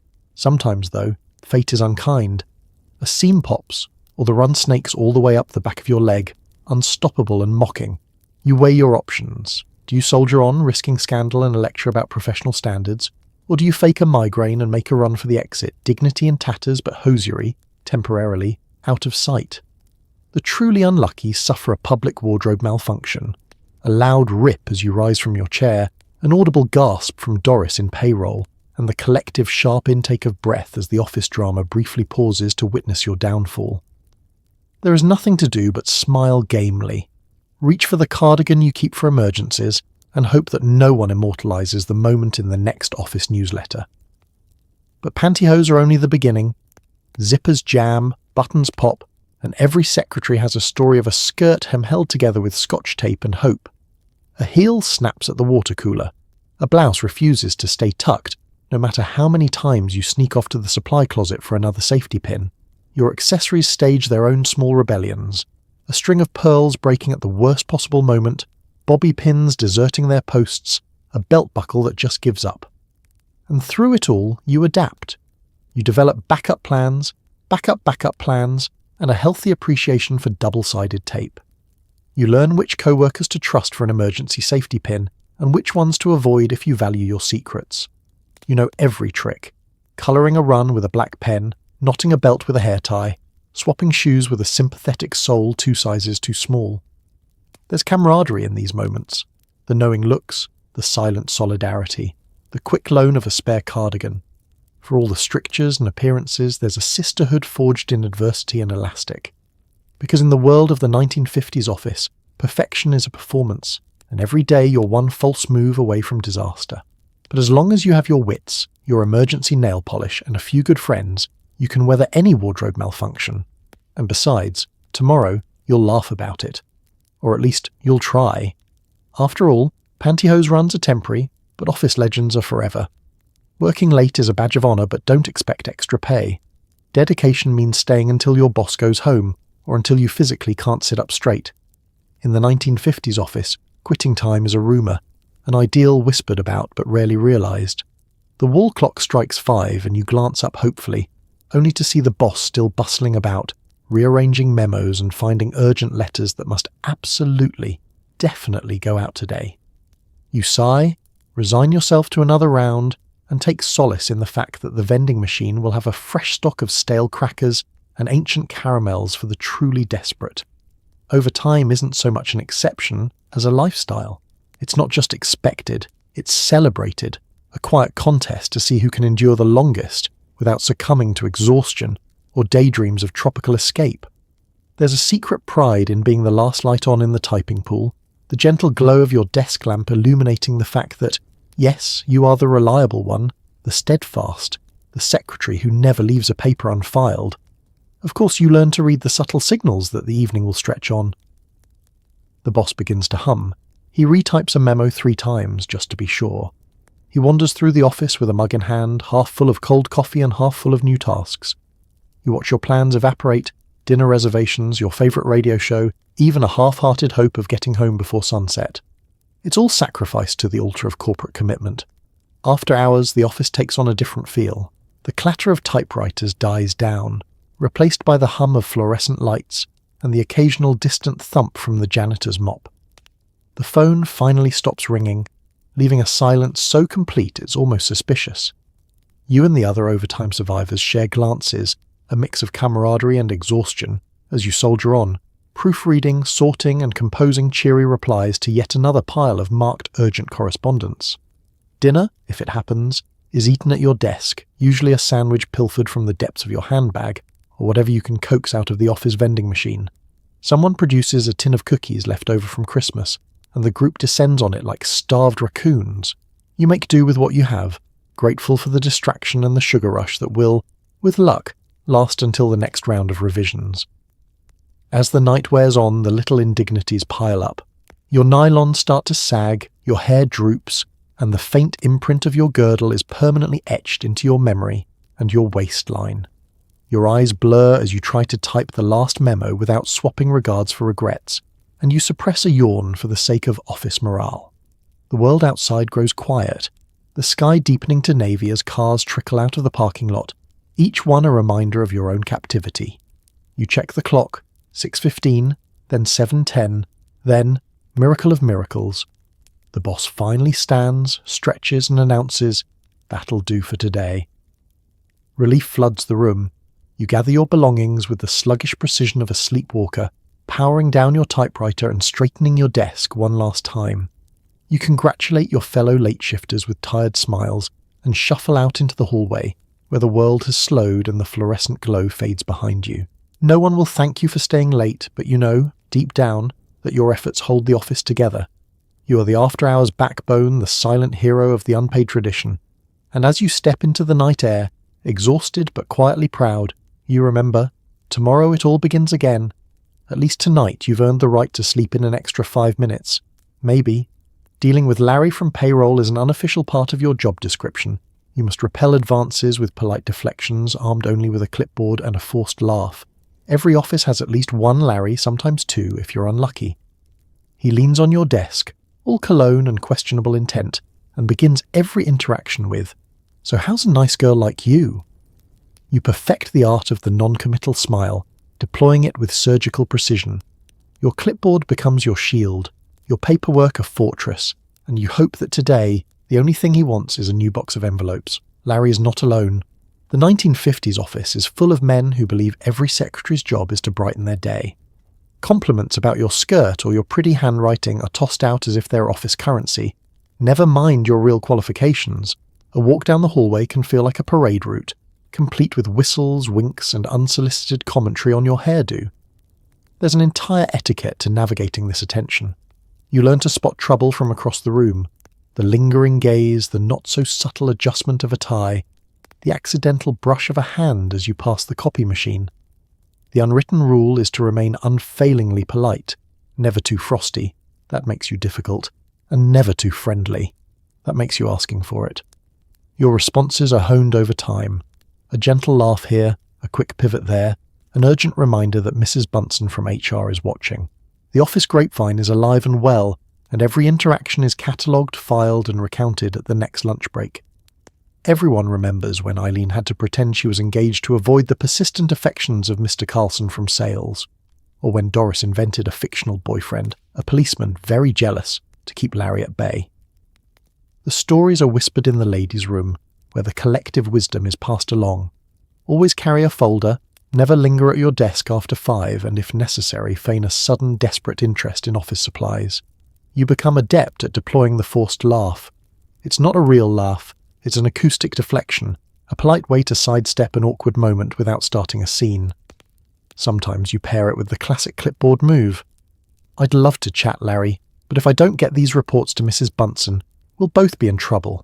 It's a dance, equal parts exhausting and absurd. The true wolves are harder to shake. They operate in subtler ways. The lingering handshake, the casual invitation to go over some paperwork after hours, the too long glance during a staff meeting. Navigating their attention requires a sixth sense and a deep well of patience. You enlist allies, other secretaries, the janitor, even the more respectful male co-workers, forming a silent, supportive network. Despite the obstacles, you manage to carve out a little space for yourself. You develop a reputation for being all business, for moving with purpose, for always having a deadline or an errand. You learn to laugh off the inappropriate, redirect the persistent, and when necessary, wield the power of Mrs. Bunsen's stern glare as if it were your own. It's not always easy, and it's rarely fair, but you persevere. After all, the office may be a jungle, but you're not without resources. You've got quick reflexes, sharper wit, and a support system built on whispered warnings and well-timed rescue missions. At the end of the day, you straighten your skirt, gather your things, and walk past Larry and the rest, chin up and eyes forward. The wolves may circle, but they'll never catch you off guard. Not as long as you have your clipboard, your allies, and your trademark forced laugh, equal parts armour and rebellion. And tomorrow, as always, you'll do it all again, surviving the jungle with a steady gaze and a well-practiced smile. The annual review is a ritual of cryptic compliments and backhanded advice. Shows promise means you'll be given more work. Needs improvement means you'll be given more work, but with a warning. In the weeks leading up to review season, the whole office grows quieter, the air thick with anticipation and dread. Whispered stories circulate about what happened to last year's underperformers, one sent to the filing dungeon, another reassigned to special projects in a windowless annex where even the typewriters seem to have given up hope. You practice your "I'm listening" face in the mirror, smoothing your skirt and repeating your strengths like a rosary. Punctual, efficient, able to spell, accommodate without looking it up. The summons arrives as a memo, typed in the manager's famously unreadable font, slipped onto your desk with all the gravitas of a jury summons. You rehearse for the big moment. Not too eager, not too defensive, perfect posture, and a pen poised for notes you may never actually take. You step into the manager's office, which smells of lemon polish and low expectations, and seat yourself in the guest chair lower to the ground so you look up at your superior and, theoretically, at your own future. The review begins with small talk that feels more dangerous than open criticism. "How's your family?" the manager asks, and you're sure there's a right answer but can't remember what it is. You nod, you smile, you brace for impact. Out comes the folder with your name, bulging with a year's worth of performance notes, mysterious memos, and one unflattering snapshot from the holiday party. Then, the parade of ambiguous observations begins. You've really grown this year. Grown what? Responsibilities? Grey hairs? A mysterious ability to anticipate the boss's coffee preferences? Your attention to detail is impressive. Just watch out for the little things. You resist the urge to ask what could possibly be smaller than a paperclip. You're a real team player, but don't lose your individuality. If you had $1 for every paradox in these meetings, you could retire early and open a stationery store. Praise is meted out with a caution so careful it feels more like a warning. For every great job organising the supplies, there's a try to be more proactive when others are falling behind. For every appreciate your positive attitude, there's a be sure not to let personal matters distract you from company goals. You nod sagely, making a note to be more positive, but perhaps a little less distracting. There's always at least one bit of feedback that comes as a complete surprise. Some staff feel you're too quiet in meetings. You recall the last time you tried to offer a suggestion and were drowned out by the boss's monologue on the merits of coloured paper. You nod anyway, vowing to raise your hand next time, or at least look like you're thinking about it. The meeting ends with a familiar phrase. "We're really counting on you this year." You're given a list of new tasks, all marked urgent, and a vague sense of accomplishment. If you ask about a raise, you're told, "Now's not the right time, but there's always next year." You stand, shake hands, and thank your manager for the feedback, rehearsing the words so often that you might accidentally say them to the bus driver on your way home. Back at your desk, the other secretaries give you sympathetic looks, handing over chocolate, aspirin, or the best gift of all, silence.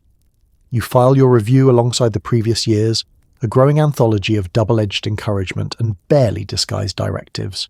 Still, you survive. The annual review is just another office performance, one you know how to play. You put your head down, get back to work, and wait for the next round, because in the world of 1950s secretarial life, feedback is eternal, recognition is fleeting, and the reward for being good at your job is more job. The office party is a mandatory minefield, where one wrong joke or an unapproved dance move could haunt your personnel file for years. Holiday party season arrives with all the excitement of a fire drill, mandatory, stressful, and not nearly as fun as management pretends. You receive your invitation, typed on official letterhead and adorned with a festive but somehow still menacing cartoon reindeer.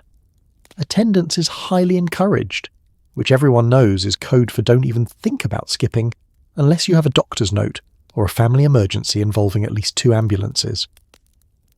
The event is held in the building's multi-purpose room, which is hastily transformed from a fluorescent-lit wasteland into a space that vaguely hints at festivity. A wilted garland here, a suspiciously sticky punch bowl there, and a stack of folding chairs arranged in a circle like the world's least inspiring support group. The only thing more intimidating than the Secret Santa gift exchange is the buffet table, where potato salad from the deli mingles with a gelatin mould that, rumour has it, is a leftover from last year. There's an awkward pressure to look both festive and professional. You agonise over your outfit for days. Red is cheerful but too much, and you risk looking like an escapee from the holiday parade. Sequins are discouraged, but a lack of sparkle earns a comment from Mrs. Bunsen about team spirit. You settle for something safe, only to arrive and discover Doris from accounting wearing the same dress, leading to a silent but intense contest of accessorizing. Conversations begin stiffly, lubricated by the first cautious sips of punch. Small talk about weather, office supply shortages, and the legendary fiasco of last year's gift swap quickly run dry. The more daring co-workers break the ice with office gossip thinly veiled as catching up. You keep a mental tally of how many times Larry from payroll tries to corner you with a funny story and strategically maneuver yourself behind a stack of napkins whenever necessary. The highlight, or perhaps low light, of every party is the dance floor. Management insists on a few rounds of group dances, carefully choreographed to avoid even the slightest suggestion of impropriety. One year, someone attempted the twist and was gently but firmly redirected toward the conga line, where missteps are less visible. Rumours still circulate about the unfortunate poker incident of 54, which resulted in a sprained ankle and a formal memo discouraging unsanctioned rhythmic movement. Inevitably, there is a speech from the boss, delivered with all the warmth and charisma of a frozen turkey. He thanks everyone for another great year, makes a joke about budget cuts that lands like a lead balloon, and offers a toast to continued productivity and clean desks in the new year. You clap politely and take another bite of dry cheese cube, hoping it will soak up whatever is in the punch. The Secret Santa is a test of office diplomacy. You exchange gifts with a mix of hope and dread. Will you receive a tasteful pen set or yet another novelty mug that will join its siblings in the back of your desk drawer? The reaction to each gift is carefully calibrated. Enthusiasm for socks, gratitude for scented candles, a skillful redirect for anything more personal. How thoughtful. I'll treasure it. But the real anxiety comes from the ever-present threat of faux pas. The list of unspoken rules is long. Don't laugh too loud. Don't dance too enthusiastically. Don't get caught refilling your own punch glass for the 4th time. And above all, don't say anything you wouldn't want repeated in the break room the next morning, or written up in a memo by Mrs. Bunsen. As the night winds down, you make your goodbyes, your cheeks aching from too much smiling, your feet sore from too much standing. You exit with your dignity, mostly, intact, and your personnel file unchanged, unless, of course, someone caught you on the dance floor. Because in the 1950s office, holiday parties aren't really about relaxing. They're just another performance, another ritual to be survived with grace, good humour, and the faint hope that maybe next year someone else will wear the same dress as Doris. You keep a massive binder full of rules, procedures, and policies. The only problem? New rules are added weekly, and no one has ever reached the end. The Secretary's handbook is less a book, and more a living organism, sprawling and multiplying in the dark corners of your desk drawer. It starts innocently enough, a slim, spiral-bound manual distributed at orientation, promising clarity and consistency. Fast forward a few months, and it's doubled in size, its cracked spine now bound by a length of office twine, and reinforced with hope. The cover has faded from respectable navy to a shade best described as worry. Inside, the pages multiply, addenda, revisions, handwritten notes taped over obsolete policies, and a forest of sticky tabs fluttering like anxious moths. Reading the handbook is a rite of passage. Every new secretary gives it a shot, highlighter in hand, optimism in her heart. She might even make it through the first chapter, personal appearance, the mirror's alley, before the footnotes and cross-references start to tangle. Page after page, the rules unfold. How to greet the postman, smile, but not too brightly. What colour ink is acceptable on Wednesdays, and the official 3-step protocol for addressing an office coffee spill. Alert, blot, and reassure. You quickly realise, however, that mastery is a moving target.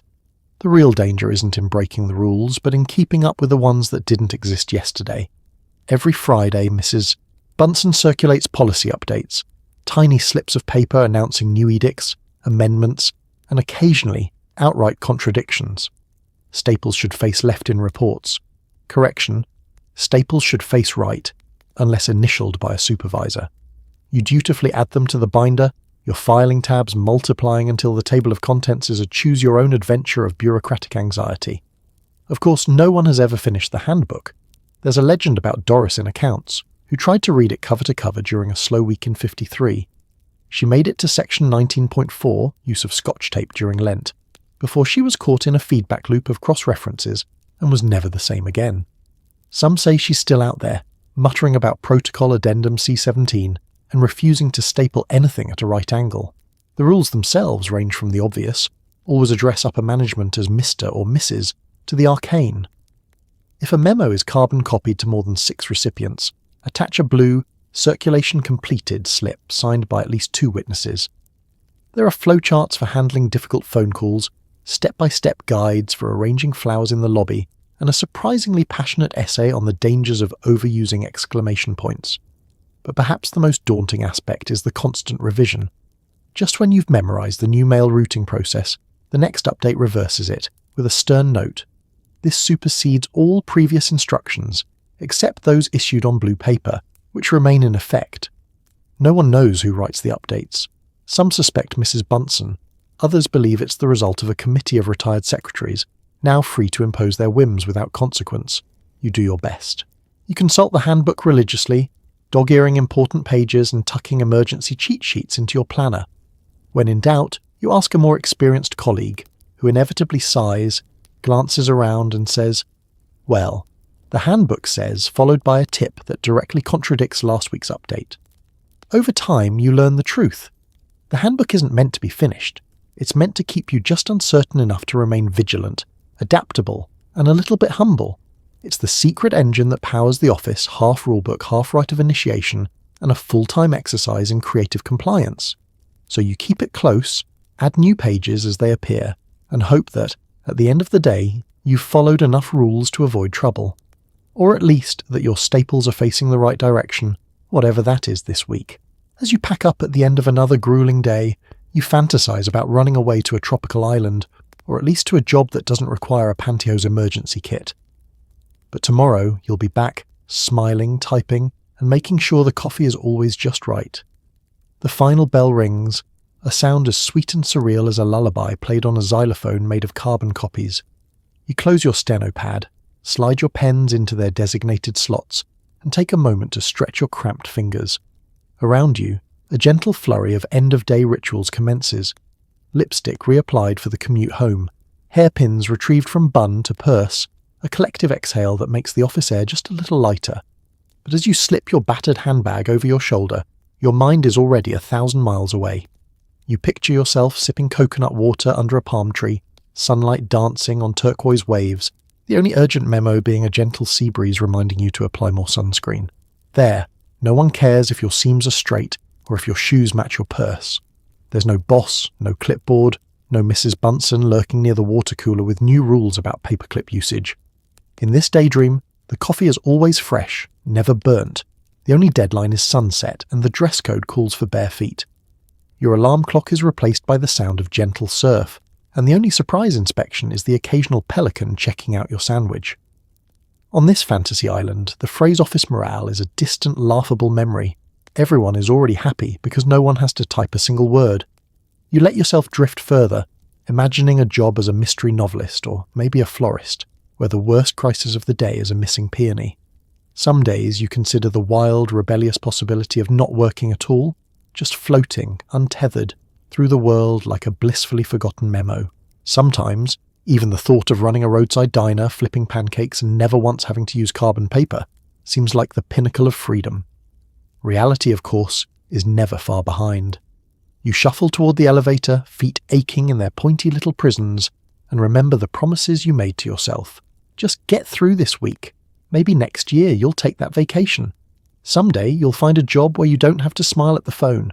You pass Doris and Eileen, who catch your eye and give you the tiniest, most conspiratorial nod, as if they too are halfway to Tahiti in their minds. But the dream is not just escapism, it's a quiet rebellion. Every hope for escape, every fantasy of the weekend is a pocket of resistance against the relentless predictability of office life. It's how you cope with a barrage of memos, the surprise desk checks, and the existential threat of pantyhose. These dreams make the grind bearable, turning the daily routine into something almost poetic, a Sisyphean comedy where, at the end of each day, you let yourself believe that the next one might be different. Of course, the weekend arrives, and with it, a brief golden freedom. No alarms, no typewriter bells, no dictated memos. You sleep in, stretch, and maybe, just for a moment, forget what it feels like to spend 8 hours balancing a coffee tray and a smile. You buy yourself a treat, visit a friend, read a book for pleasure and not for policy. It's never long enough, but it's something. By Sunday evening, the spell breaks. Your mind begins to inventory your skirt hems and refill your emergency supply of clear nail polish. But for now, as you lock your desk and step out into the evening air, you hold on to the hope of escape. You know you'll be back, another day, another pot of coffee, another memo. Yet somewhere inside that sunlit island is waiting, your secret sanctuary, your proof that even the most dedicated secretary can still dream. Somewhere between 10 a.m. and existential crisis, the copier breaks down for the 4th time today. You're now an amateur engineer gently coaxing jam paper out of the machine with the same care usually reserved for bomb disposal. One wrong move and you're showered in toner, cursed by the office manager, and forced to file a handwritten incident report explaining how the jam happened. Again. There is no challenge quite like facing the office copier in the 1950s. It's a hulking beast, part machinery, part malevolent spirit, all chrome, heat, and faint ozone. Its instruction manual is longer than the secretary's handbook and twice as confusing. There's a sign taped to the side that reads "Do not touch." But it's more of a wish than an order, since no one but you seems capable of convincing the machine to do anything but groan and refuse service. Your morning begins with a simple task. Make 20 copies of the latest memo on supply requisition protocols, version 4, section B, stapling guidelines revised. But as you approach the copier, you sense trouble. The lights flicker. The rollers sigh with the weight of your ambition. You insert the original, press the big green button, and wait. The machine chugs. It grumbles. It makes a sound like an arthritic walrus. And then, silence. The dreaded red light blinks. Jam. A crowd gathers as if drawn by a primal call. Doris from accounting offers sage advice. Try opening drawer 3. While Eileen peers over your shoulder with the knowing look of someone who once defeated the beast and has lived to tell the tale. You smile, grit your teeth, and prepare for surgery. The process is delicate. First, you open the main hatch, being careful not to lose any screws or worse, fingers. The paper is wedged deep in the rollers, crumpled and fused with last month's toner dust. You gently tug, wincing with every resistance, knowing that if you tear it, the jam will become legendary. You curse the day you wore white. Just as you think you've won, a cloud of black powder bursts forth, settling over your blouse and giving you the distinct look of a Dickensian chimney sweep. There are rules to these encounters. Never force the rollers, always check for stray staples, and under no circumstances admit defeat in front of management. If the machine groans again, you offer soothing words, an office lullaby, because, by now, you're half convinced the copier has a soul and it's out for revenge. You promise a fresh pack of paper, a gentle dusting, a new ribbon, whatever it takes. The aftermath is pure bureaucracy. The office manager appears, clipboard at the ready, eager to document the scene. Paper jam, incident report number 117. You fill out the same form for the 4th time this month, detailing your approach, inserted one sheet at a time, your intentions, to make 5 clean copies, and your observations, machine-made suspicious grinding noise. You sign, date, and swear on your carbon paper that you'll try to avoid future incidents. Despite the chaos, there's camaraderie. Someone brings you a fresh cup of coffee, Eileen lends you her spare scarf to hide the toner stains, and the office spends a good 5 minutes trading horror stories about Jam's past. There are rumours of a legendary secretary who once cleared a double jam on the first try. She retired early, they say, and now lives on a houseboat, free from paper dust and the tyranny of malfunctioning machines. By lunchtime, the copier is back in service, humming a passive-aggressive tune, daring anyone to try their luck. You return to your desk a little smudged but victorious, your reputation as the office's unofficial machine whisperer intact for another day. Because in the 1950s office, you're not just a secretary, you're a mechanic, a negotiator, a documentarian of minor disasters. And if tomorrow brings another paper jam apocalypse, well, at least you know where they keep the incident reports. Perfume is not just a fragrance, it's a minefield. One spritz too little, and you'll be accused of not making an effort. Too much, and you're personally blamed for the office migraine epidemic. You must aim for an aroma that says clean and approachable, but never "I'm hiding a late-night gin binge." The only thing stricter than the perfume rule is pretending you don't notice when Mr. Jenkins from Legal smells like a speakeasy. Selecting your scent is an exercise in both diplomacy and self-preservation. You stand before your modest vanity tray, 3 department store bottles and a nearly empty tester from Christmas, debating the merits of fresh rain, spring lilac, and the ever-risky midnight rose. The office has opinions about all of them, of course. Fresh rain is universally deemed safe, but spring lilac once triggered a complaint from Doris about floral fatigue, and midnight rose is a social gamble. Use only if you're feeling particularly invincible. The goal is a scent so subtle it's barely there, a hint of "I tried" that hovers gently in your wake. Too assertive, and you'll find a passive-aggressive note in your inbox about maintaining a scent-neutral environment. Too timid, and Mrs. Bunsen from HR will appear at your elbow, asking if you're feeling unwell, or perhaps going through something at home. You become an amateur chemist, dabbing behind each ear, fanning the air, sniffing with the concentration of a wine critic in a room full of vinegar. The morning elevator ride is a test of olfactory nerves. Too many scents, powder, cologne, hairspray, the faint undercurrent of burnt coffee compete for dominance. If you miscalculate, your perfume becomes part of the daily office weather report. "It's extra lavender on 9 today," someone whispers, and heaven help you if the big boss is having one of his sensitive days. Suddenly there are new rules about discreet scent use tacked to every bulletin board, and you slink to your desk wondering if you're the reason. You notice how everyone navigates the perfume policy differently. Eileen uses 1 precisely measured spritz of lemon water, while Doris skips perfume entirely in favour of what she claims is natural freshness. Everyone else claims it's wintergreen mints. You know to steer clear of the break room after Mrs. Henderson's lunchtime spritz of evening jasmine. Its reach is legendary, making every leftover taste faintly floral. Of course, the real office drama isn't about you. It's about Mr. Jenkins from Legal, who has never read the memo and starts each morning with a liberal splash of gentleman's spirit. He leaves a trail that lingers for hours, a potent mix of gin, mothballs, and whatever hopes he still has for retirement. The unwritten rule is to never mention it, just as you never mention Larry's aftershave or his Friday morning breath. The unspoken etiquette extends to compliments and complaints. If someone says, "You smell nice today," you know to reply, "Thank you, I used just a drop." If someone says nothing, you immediately begin to worry. You try to decipher every sniff, every wrinkled nose, every opened window. Did you overdo it? Did you underdo it? Is that fresh rain or just a draft from the copy room? There's a delicate camaraderie among the women. When someone forgets and goes heavy on the garden bouquet, others cover by claiming the janitor used extra pine cleaner. If someone accidentally leaves their scent at high noon, everyone opens a window and passes around peppermints. Survival is a team effort, and discretion is everything.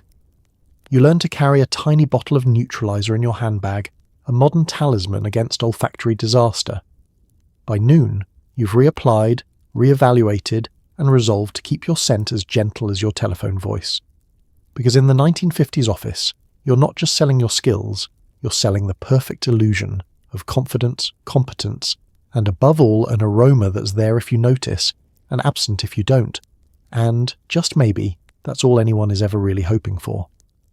The office's sense of urgency is directly proportional to how close it is to quitting time. At 4:59 p.m, you're handed a stack of urgent letters that absolutely, definitely must be typed, proofread, and mailed by 5. Your pulse races. The clock ticks, and as you hunt for a working envelope, you realise this is the only cardio you'll get today. It's the phenomenon known as end-of-day panic, an unbreakable office tradition.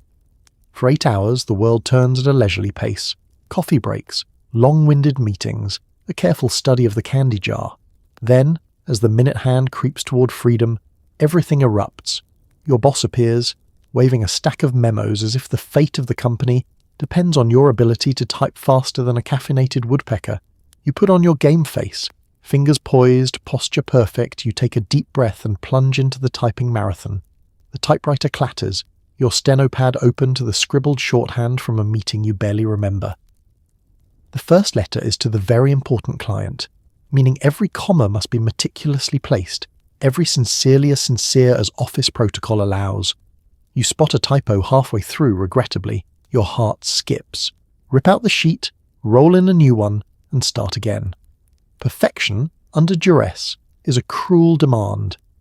Meanwhile, the office transforms into a flurry of barely contained chaos. You're not alone. Doris from accounting is frantically stuffing envelopes. Eileen is battling the stamp machine, which chooses this moment to jam, and Larry from payroll has suddenly decided now is the time to double-check tomorrow's lunch order, hovering in the doorway with all the urgency of a man who's never worked a deadline in his life. The minutes evaporate. Your fingers ache. Your brain buzzes with the rhythm of formal letter closings. Please be advised. As per our conversation, we look forward to your prompt response.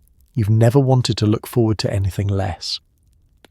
Outside, the janitor begins rattling his keys, a gentle reminder that the building doesn't care about your correspondence crisis. As you reach the bottom of the last page, you cast a desperate glance at the clock. 3 minutes. You speed proofread, eyes darting over each line for rogue typos, awkward phrasing, or the boss's infamous habit of inventing new words. Strategize, anyone. You grab the pile and sprint to the supply cabinet for envelopes. Of course, there are none left in the tray, and a quick inventory reveals only manila folders, several mysterious keys, and one off-brand rubber band. You raid Doris's stash. Every secretary has a secret envelope reserve. Lick the flaps at lightning speed and stack the letters for the boss's signature. He glances at them, scribbles his approval, and hands them back with a cheery, "You're a lifesaver," as if this were all a harmless game of beat the clock. With seconds to spare, you rush the letters down the hallway, narrowly missing the mail clerk and depositing your masterpiece in the outbox with a flourish. You're sweaty, slightly frazzled, and dangerously close to missing your bus. Your hair is askew, your blouse untucked, but the letters are done. The company will survive another day.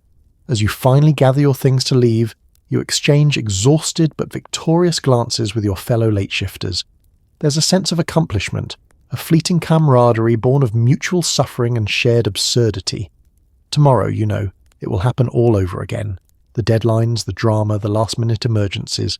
But for now, you allow yourself a tiny smile. You made it.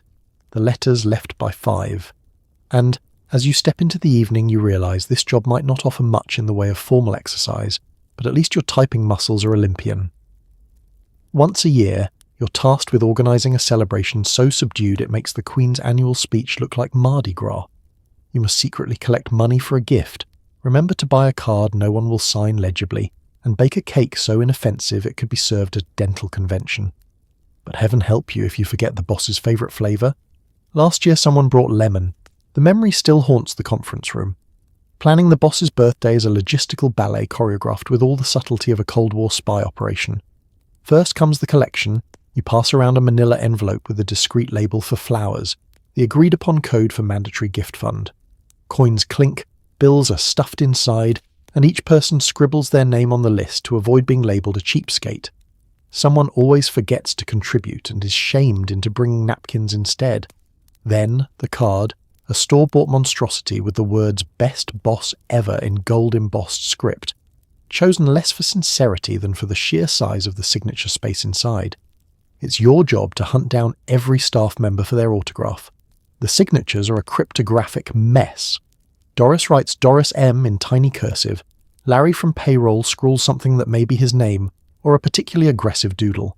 Eileen opts for best wishes, to remain neutral in case of future HR investigations. The gift is another ordeal. One year you pooled your resources for a fancy pen. The boss misplaced it within a week. Another year, a gift certificate to a steakhouse that, you later learned, he was boycotting for unknown reasons. After several failed attempts, you settle on the least controversial option, a desk plant. It's green, low maintenance, and unlikely to spark a scandal. You attach a polite note reminding him it only needs to be watered once a week. After all, you know how these things go. And then there's the cake. The committee meets in hushed tones. Chocolate is too rich, vanilla too boring, and lemon, as everyone recalls with a collective shudder, is right out. After much debate, you settle on marble, an inoffensive swirl, neither here nor there, a cake with no opinions and, as it turns out, very little flavour. Eileen bakes it herself, making sure to avoid nuts, coconut, and anything that could be construed as fancy. The icing is plain white, decorated with the safest message possible: Happy Birthday. The party itself is scheduled for precisely 3 p.m, late enough to avoid disrupting real work, early enough to give the boss time to return phone calls before 5. Everyone files into the conference room, balancing paper plates, plastic forks, and carefully neutral smiles. The boss arrives to a chorus of half-hearted surprise and looks vaguely alarmed, as if he's walked into a tax audit by mistake. You present the card, the plant, and the cake.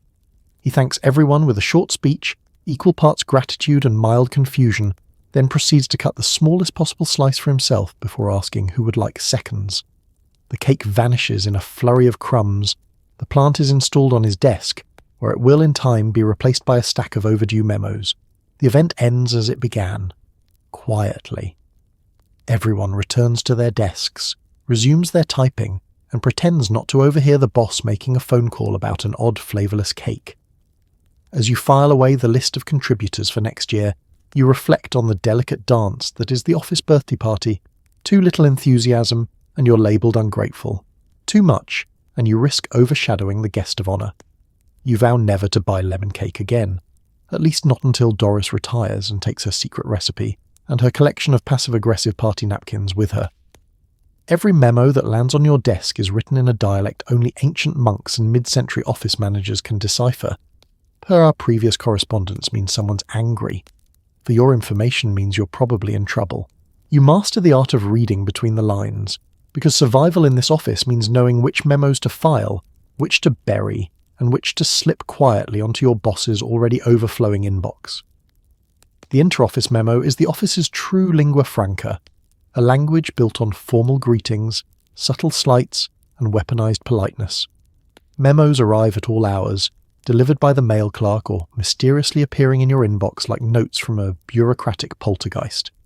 They are typed on official letterhead, always in triplicate, always initialed, and often folded so precisely that you're afraid of opening them lest you crease the margins and invite a friendly reminder about proper document handling. At first you think a memo is simply a message, a request, an announcement, a bit of office news. You learn quickly. The true message is always hidden, camouflaged beneath a thicket of formal language and veiled references to prior conversations. Kindly advise isn't a suggestion, it's a deadline and probably yesterday's. Please note means someone is watching. Your prompt attention is appreciated means you're already late. The tone of a memo is a delicate dance. Too direct and it's a reprimand. Too vague and you'll be summoned for clarification. Most hover somewhere between the two, adopting a style that suggests both urgency and infinite patience.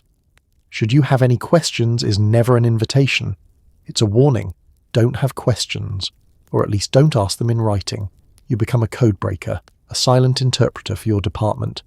You learn that as discussed means you're being held accountable for a conversation that may or may not have actually happened. See attached guarantees a document with more red ink than a teacher's exam book. CC. Mrs. Bunsen means this memo will haunt you for the rest of the quarter. Filing memos is a strategic art. Some are marked for immediate attention and must be delivered straight to your boss, regardless of whether he's hiding in his office or unavailable for the rest of the afternoon.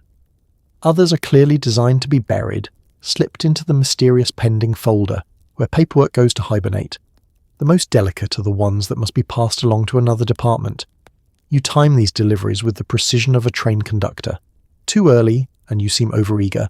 Too late, and you look negligent. Every now and then, a truly special memo appears.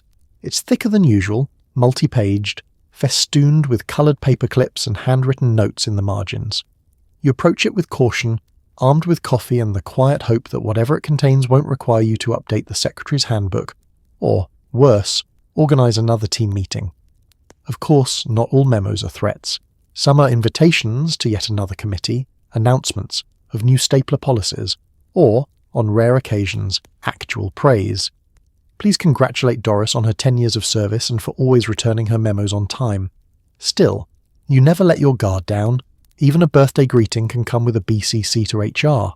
You keep a running mental glossary of office code, comparing notes with your fellow secretaries and sharing safe phrases in the ladies' room. Urgent means it can wait. No action required means action is absolutely required. And for your files is the memo equivalent of good luck. After a few years, you can decode an inter-office memo in 3 seconds flat, knowing immediately which require frantic action, which can be recycled, and which should be quietly slipped into your boss's inbox for him to ignore. Because in the office jungle, the memo isn't just paper, it's survival, and you, clipboard in hand, are always ready for the next coded message, whatever shade of beige it arrives in. So tonight, as you settle into your clean bed, no girdle in sight, no boss calling after hours, and no risk of being scolded for having the wrong pen on your nightstand, take a slow, grateful breath. Let yourself drift, knowing that you survived the day without having to alphabetize a mountain of paperwork, smile through a toothache, or fend off Larry from payroll with nothing but a forced laugh and a strategic use of the office stapler. Remember, the secretaries of the 1950s did more than just type and file. They endured the relentless grind of rigid rules, tiny indignities, and industrial-strength pantyhose. They were the unsung conductors of the workplace symphony, keeping chaos at bay with a smile, a stenopad, and enough coffee to power a minor city. Somehow through it all they found camaraderie, invented new ways to survive a paper jam, and probably became experts at pretending to enjoy decaf. Maybe you're listening from a place where your biggest worry is a slow Wi-Fi connection, or a printer that eats your resume. Or maybe you're just grateful that nobody times your bathroom breaks. Either way, let yourself be quietly awed by the grit and grace of those who came before, women who managed to keep the world running on, little more than bobby pins, politeness, and sheer determination. Because history isn't just about the grand gestures, it's about the everyday struggle, the shared suffering, and the moments of absurdity that make us laugh even as we groan. So, as you drift off tonight, give a gentle nod to the secretaries of yesterday, and to every unsung office hero who came after. Sleep well, be grateful for modern comforts, and remember, if you ever feel overwhelmed by your own daily grind, at least you don't need a memo just to take off your shoes. Good night.